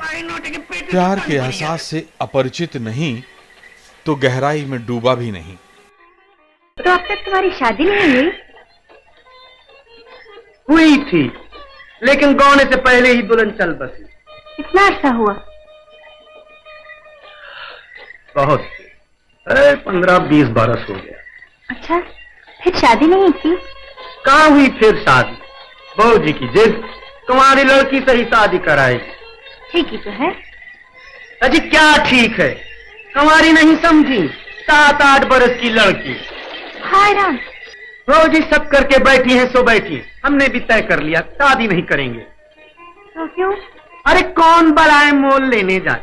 ये राज कपूर की अपनी फिल्मों वाला हीरामन नहीं है। का मतलब ये रेणु और शैलेंद्र का राज कपूर है और हीराबाई यानी वहीदा रहमान नौटंकी में काम करने वाली एक बाई जी। मगर एक बात पूछें जी। हाँ? मेला में आप कहाँ जा रही? काम करने जा रही। काम करने? मेले में क्या काम कीजिएगा? नौटंकी जानते हो? मैं उसमें काम करती हूँ। जी जानते तो हैं। नौटंकी माने खेला पर देखा नहीं। क्यों? गांव के बड़े बूढ़े सब मना करते हैं और फिर फौजी को भी पसंद नहीं। तो क्या खराब हो जाओगे? कुदरत ने हीराबाई में अपने खजाने की सारी खूबसूरती भर दी है। गांव की नौटंकी में अपने जलवे बिखेरने के लिए हीरामन की बैलगाड़ी में जा रही है। जरा देखिए मासूमियत और हुस्न का संगम। घबराइए मत, ये रास्ता भी मेला पहुंचा देगा। राघाट के सब लोग अच्छे। राघाट के लोग कैसे भी, तुम जो मेरे साथ हो। हीराबाई की सुंदरता पर मन ही मन रीझा हीरामन उसे महुआ घटवारिन के तालाब की कहानी सुनाता है और उसे उस तालाब में नहाने से मना करता है।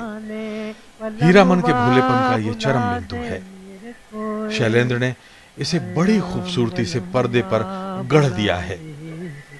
बेचारा हीरामन क्या समझे, वो नौटंकी की बाई जी को कुंवारी समझकर नहाने से मना कर रहा है। मैं नहा लेती हूँ। हाँ, पर यहाँ नहीं। क्यों? ये महुआ घटवारन का घाट है, यहाँ कुंवारी लड़कियां नहीं नहाती। कुंवारी? ये महुआ घटवारन कौन है? इसी गांव की लड़की थी, यहाँ नहाती थी, देखने में बिल्कुल परी जैसी। पुरानी कथा है, एक दिन एक सौदागर नाव लेकर इसी घाट पर आया और महुआ को जबरदस्ती लेकर भाग गया। उस दिन से यहाँ कुंवारी लड़कियां नहीं नहाती। अच्छा, तो मैं वहां नहाऊं? हाँ, वहाँ ठीक है, वहाँ कोई दोष नहीं। बैलगाड़ी के सफर में देखिए हीराबाई की छेड़छाड़ या दिल की दास्तान जबान से हो गई बयान। देखा, कुंवारी भी है।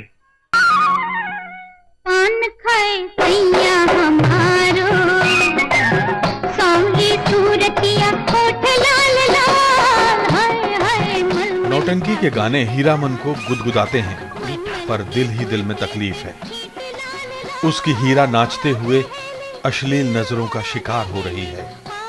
वो तो उसके मन मंदिर की देवी है। सामने सूरतिया होठ लाल लाल, हाय हाय मलमल का कुर्ता, मलमल के कुर्ते पे छीट लाल लाल, पान खाए सैया हमारो।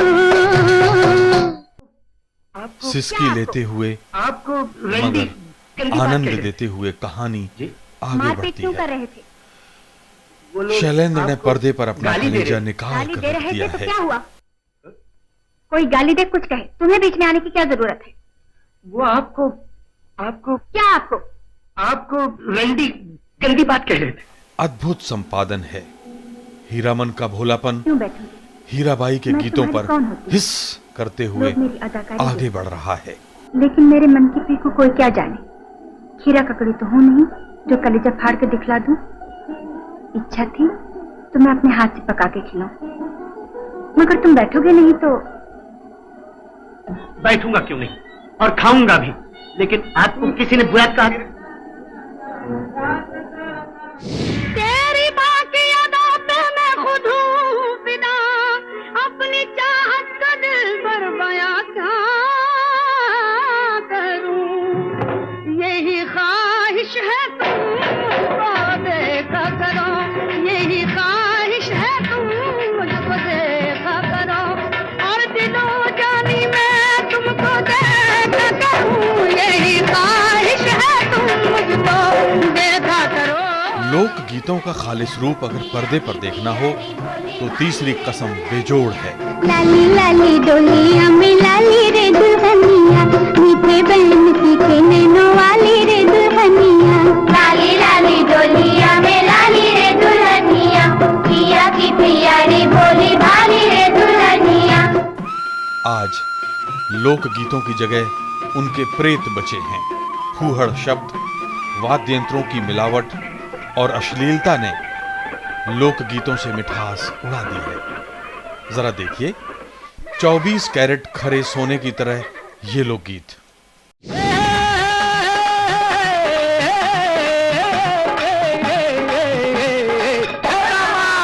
उड़ उड़ बैठी बजवा दो कन्या, उड़ बैठी बजवा दो कन्या, उड़ उड़ बैठी बजवा दो कन्या। अरे कपड़ा के सब रस ले लिया रे बिगड़े वाली मुनिया, कपड़ा के सब रस ले लिया रे बिगड़े वाली मुनिया।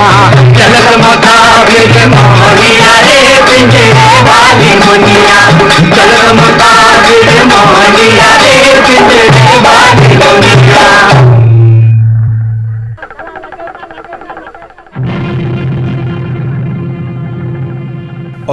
फिल्म अंतिम पड़ाव पर है। राज कपूर और फिल्म से जुड़े अनेक धुरंधर दबाव डाल रहे हैं। कहते हैं फिल्म का अंत बदल दो, दुख भरा नहीं होना चाहिए। रेणु और शैलेंद्र की जोड़ी ने बड़े नरम लेकिन सख्त अंदाज में उन्हें संदेश दे दिया कि फिल्म के लेखक वो नहीं है। बस राज कपूर की भ्रुकुटी तन गई। मैं वापस जा रही हूँ अपने देश की कंपनी में। लो मेरी निशानी, सर्दी में काम आएगी। गुलाबगंज के मेले में मेरा तमाशा देखने आओगे ना? जी छोटा ना करो हीरामन, तुमने कहा था ना महुआ को सौदागर ने खरीद लिया। भाई सामान लग गया। मैं बिक चुकी हूँ मीता। भाई जल्दी करो ना, गाड़ी छूट जाएगी। चलो ना भाई, चलो ना, चलो। अरे लाट फार्म के बाहर निकल जाओ यार, कोई पकड़ लेगा। चलो यार।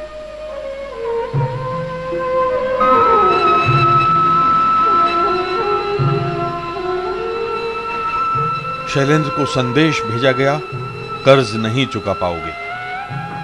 लेकिन न शैलेंद्र झुके न रेणु।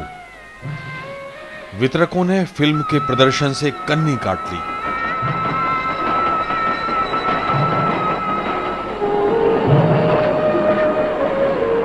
रेणु को गहरा सदमा लगा।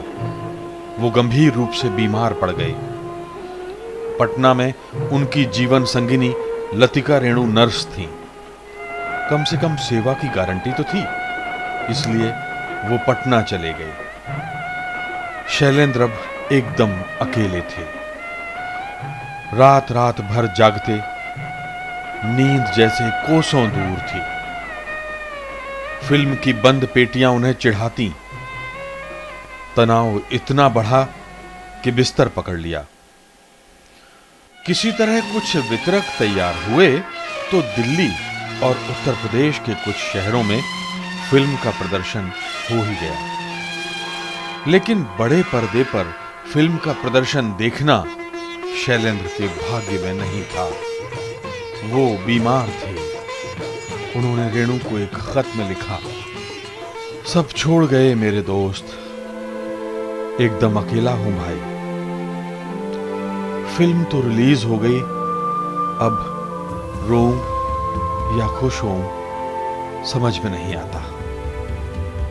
हां, कह सकता हूं कि तीसरी कसम पर मुझे हमेशा नाज रहेगा, पछतावा नहीं। मगर ये तो देखो, मुझे अपनी ही फिल्म का प्रीमियर देखना तक नसीब ना हुआ। 3 दिसंबर 1966 को बिखरा हुआ शैलेंद्र अपने को किसी तरह समेटकर राज कपूर के घर पहुंचा। दोनों दोस्त चुपचाप बैठे रहे। कोई एक दूसरे से कुछ ना बोला और शैलेंद्र उदासी के समंदर में डूबे भारी मन से घर लौट आए, लाश की तरह देह को उठाए। जिंदगी का बोझ अब नहीं संभल रहा था। इसके बाद तो जैसे शैलेंद्र ने चुप्पी की चादर ओढ़ ली। पास में कोई रेणु जैसा दोस्त भी नहीं था जिसके गले लगकर जी भरकर रो लेते। दोनों दोस्त पहले भी जब तनाव या डिप्रेशन में होते तो शहर से दूर कहीं निकल जाते और लिपट कर रो लिया करते थे। अब किसके साथ अपने आंसू बांटें? तबीयत बिगड़ती रही। वो 12 दिसंबर की रात थी। शैलेंद्र की बेचैनी बढ़ती जा रही थी। सारी रात आंखों में कटी। सुबह बच्चे स्कूल चले गए तो पत्नी को बताया। शकुंतला कई दिनों से पति को परेशान देख रही थी, लेकिन उनके हाथ में भी कुछ नहीं था। जब शैलेंद्र ने तबीयत के बारे में बताया तो उन्होंने राज कपूर को फोन किया। राज कपूर ने तुरंत डॉक्टर कपूर के पास ले जाने की सलाह दी। अस्पताल जा ही रहे थे कि शैलेंद्र का मन हुआ, चलो दोस्त को मिलते चले। राज कपूर के पास जा पहुंचे। थोड़ी देर गपशप हुई। राज कपूर ने पूछा, भाई वो जीना यहां मरना यहां, इसके सिवा जाना कहां, ये गीत कब पूरा करोगे? शैलेंद्र ने कहा, कल का तमाशा निपटा लो, फिर पूरा करते हैं। अगले दिन राज कपूर का जन्मदिन था और शैलेंद्र का इशारा इसी तमाशे की ओर था। बहरहाल नॉर्थ कोर्ट अस्पताल पहुंचे तो डॉक्टर कपूर ने भर्ती कर लिया। रात तो किसी तरह कट गई, लेकिन अगले दिन शैलेंद्र का दिल बार बार राज कपूर को जाकर जन्मदिन की बधाई देने का हो रहा था, लेकिन डॉक्टर इसके लिए तैयार नहीं थे। वो शैलेंद्र को खून देने की तैयारी कर रहे थे। परिवार के अलावा राज कपूर की पत्नी कृष्णा कपूर और गायक मुकेश शैलेंद्र के साथ अस्पताल में ही थे। उधर आरके स्टूडियो के सैकड़ों कर्मचारी ईश्वर से शैलेंद्र के लिए प्रार्थना कर रहे थे। दोपहर बाद शैलेंद्र ने हमेशा के लिए आंखें मूंद ली।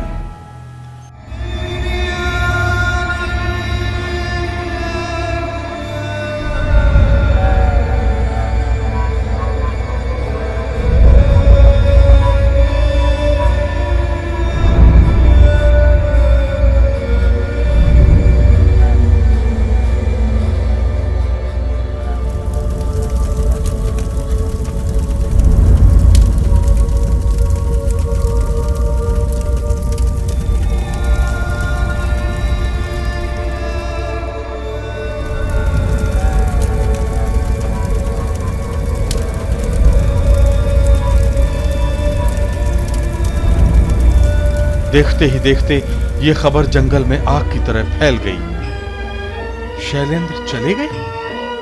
अरे ऐसे कैसे चले गए? जन्मदिन पार्टी की तैयारी कर रहे राज कपूर अवाक। काटो तो खून नहीं, उनकी जबान चली गई, उनकी आत्मा चली गई। कोई ऐसे दोस्ती तोड़कर जाता है क्या? जिस टाइम इनकी डेथ हुई और इनको लाया गया तो गराज में ये इनको लाके ऊपर तो नहीं लेके आए थे पहले, फिर उनको लाके नीचे के घर में रख दिया गया भाई साहब को। तो राज कपूर आए तो इनकी थी बर्थडे थी उस दिन, राज कपूर जी की तो बर्थडे थी, तो सब खाना वाना बन रहा था, सब कुछ था, सब उन्होंने कहा फेंको हटाओ सब करो, और आके सीधा औंधे मुंह उनके भाई साहब के गराज में आके गिर गए। बिल्कुल राज कपूर वहाँ से सब उठा रहे हैं तो उठ भी नहीं रहे हैं, इतना ज़्यादा उनको शौक हुआ कि अरे मेरा तो दायां हाथ ही चला गया। पहली बार एहसास हुआ कि बाबा बड़े आदमी हैं जिस दिन उनकी डेथ हुई। जिस तरह से पूरी फिल्म इंडस्ट्री के लोग इकट्ठा हुए, उसके बाद अगले दिन जब न्यूज़पेपर में उनकी फ़ोटो फ्रंट पेज पे छपी कि शैलेंद्र जी नहीं रहे, तब उस दिन लगा कि जो कल सोच रहे थे उससे ज़्यादा बड़े थे। और उस दिन से लेके आज तक हर वक्त ऐसा लगता है कि कल जितने बड़े थे उतने उससे आज और बड़े हो गए हैं। इसके बाद राज कपूर अपने हर जन्मदिन पर फूट फूट कर रोया करते। वो कहते, मेरा शैलेंद्र चला गया। बाद में राज कपूर ने शैलेंद्र की याद में धर्मयुग में एक लेख लिखा। इसमें उन्होंने कहा, मेरा शरीर स्टूडियो में था लेकिन आत्मा शैलेंद्र के पास थी। 3 बजे जैसे ही खबर मिली हम पर जैसे गाज गिर पड़ी। हम तो जाते अपने गांव, अपनी राम राम राम। हम तो जाते अपने गांव, अपनी राम राम राम। अपनी राम राम राम, सबको राम राम राम। अपनी राम राम राम, सबको राम राम राम। हम तो जाते अपने गांव, अपनी राम राम राम। सबको राम राम राम। मुंबई की सड़कों पर फिल्मी हुजूम था। हजारों लोग शव यात्रा में शामिल थे। मेरे शैलेंद्र के गीत मुझे रुला रहे थे। न हाथी है न घोड़ा है, वहां पैदल ही जाना है। मेरा संबंध उनसे सिर्फ गीत लिखवाने का ही नहीं था, पूर्व जन्मों का कोई ऐसा रिश्ता था जो हमेशा बना रहेगा। इन सब से मैंने बहुत कुछ पाया। गीतकार शैलेंद्र, मैंने सबसे बहुत कुछ पाया। दरअसल ये जितना भी इस रस में इन लोगों का हिस्सा है उतना मेरा नहीं है। राज अंकल और बाबा बहुत ही क्लोज थे, बहुत हद से ज़्यादा। They depended a lot on each other. पर राज अंकल हरदम बाबा को सोफे पे बैठाते थे और खुद बाबा के पाँव के पास बैठते थे और हरदम उनको एड्रेस करते थे कविराज या पुष्किन।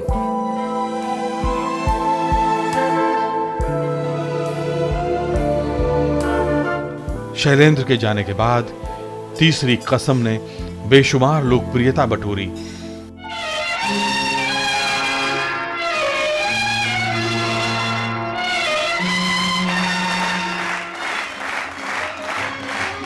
राष्ट्रपति पुरस्कार भी मिला। हीरामन ने देखा अपनी आंखों, हीराबाई ने देखा अपनी आंखों, रेणु ने देखा अपनी आंखों। देखने के लिए नहीं था तो शैलेंद्र। पथ भूला एक आया मुसाफिर, लेके मेरा मन दूर चला, बिखरे। अब ऐसा लगता है कि बाबा wrote all those songs for us कि याद करो, listen to it, I was only meant to be with you for just this moment. भीड़ में जिंदगी की रहे साथ ये, और अकेले में तुझसे करे बात ये। राह जीवन की हरदम दिखाए तुझे, गीत मेरा सुलाए जगाए तुझे। That's the song. पर्दे पर एक कविता रचकर तमाम दुनिया से शिकायतें लिए खामोशी से चला गया शैलेंद्र। और शिकायतें भी क्यों ना होती, शैलेंद्र ने जो हमें दिया वो सबके सामने है। लेकिन हमने शैलेंद्र को क्या दिया? समाज और सरकारों ने शैलेंद्र को क्या वो सम्मान दिया जिसके वो हकदार थे? शायद नहीं। हमारे लिए ये शर्म की बात है।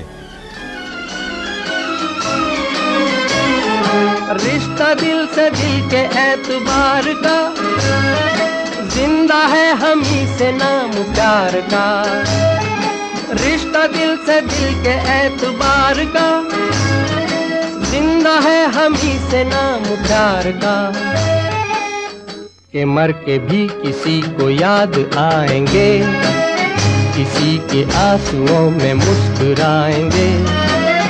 कहेगा फूल हर कली से बार बार, जीना इसी का नाम है। कुछ समय बाद हमारे बीच से शैलेंद्र को गए 50 बरस यानी आधी शताब्दी हो जाएगी। लेकिन क्या वाकई ऐसा लगता है? शायद नहीं, क्योंकि अवाम के दिल में शैलेंद्र के शब्द हमेशा धड़कते रहेंगे, ठीक वैसे ही जैसे मुंशी प्रेमचंद। शब्दों के सितारे कभी नहीं मरा करते, इसलिए शैलेंद्र हमारे बीच हमेशा रहेंगे। अगले एपिसोड में फिर मिलेंगे किसी नए सितारे से। देखते रहिए राज्यसभा टेलीविजन।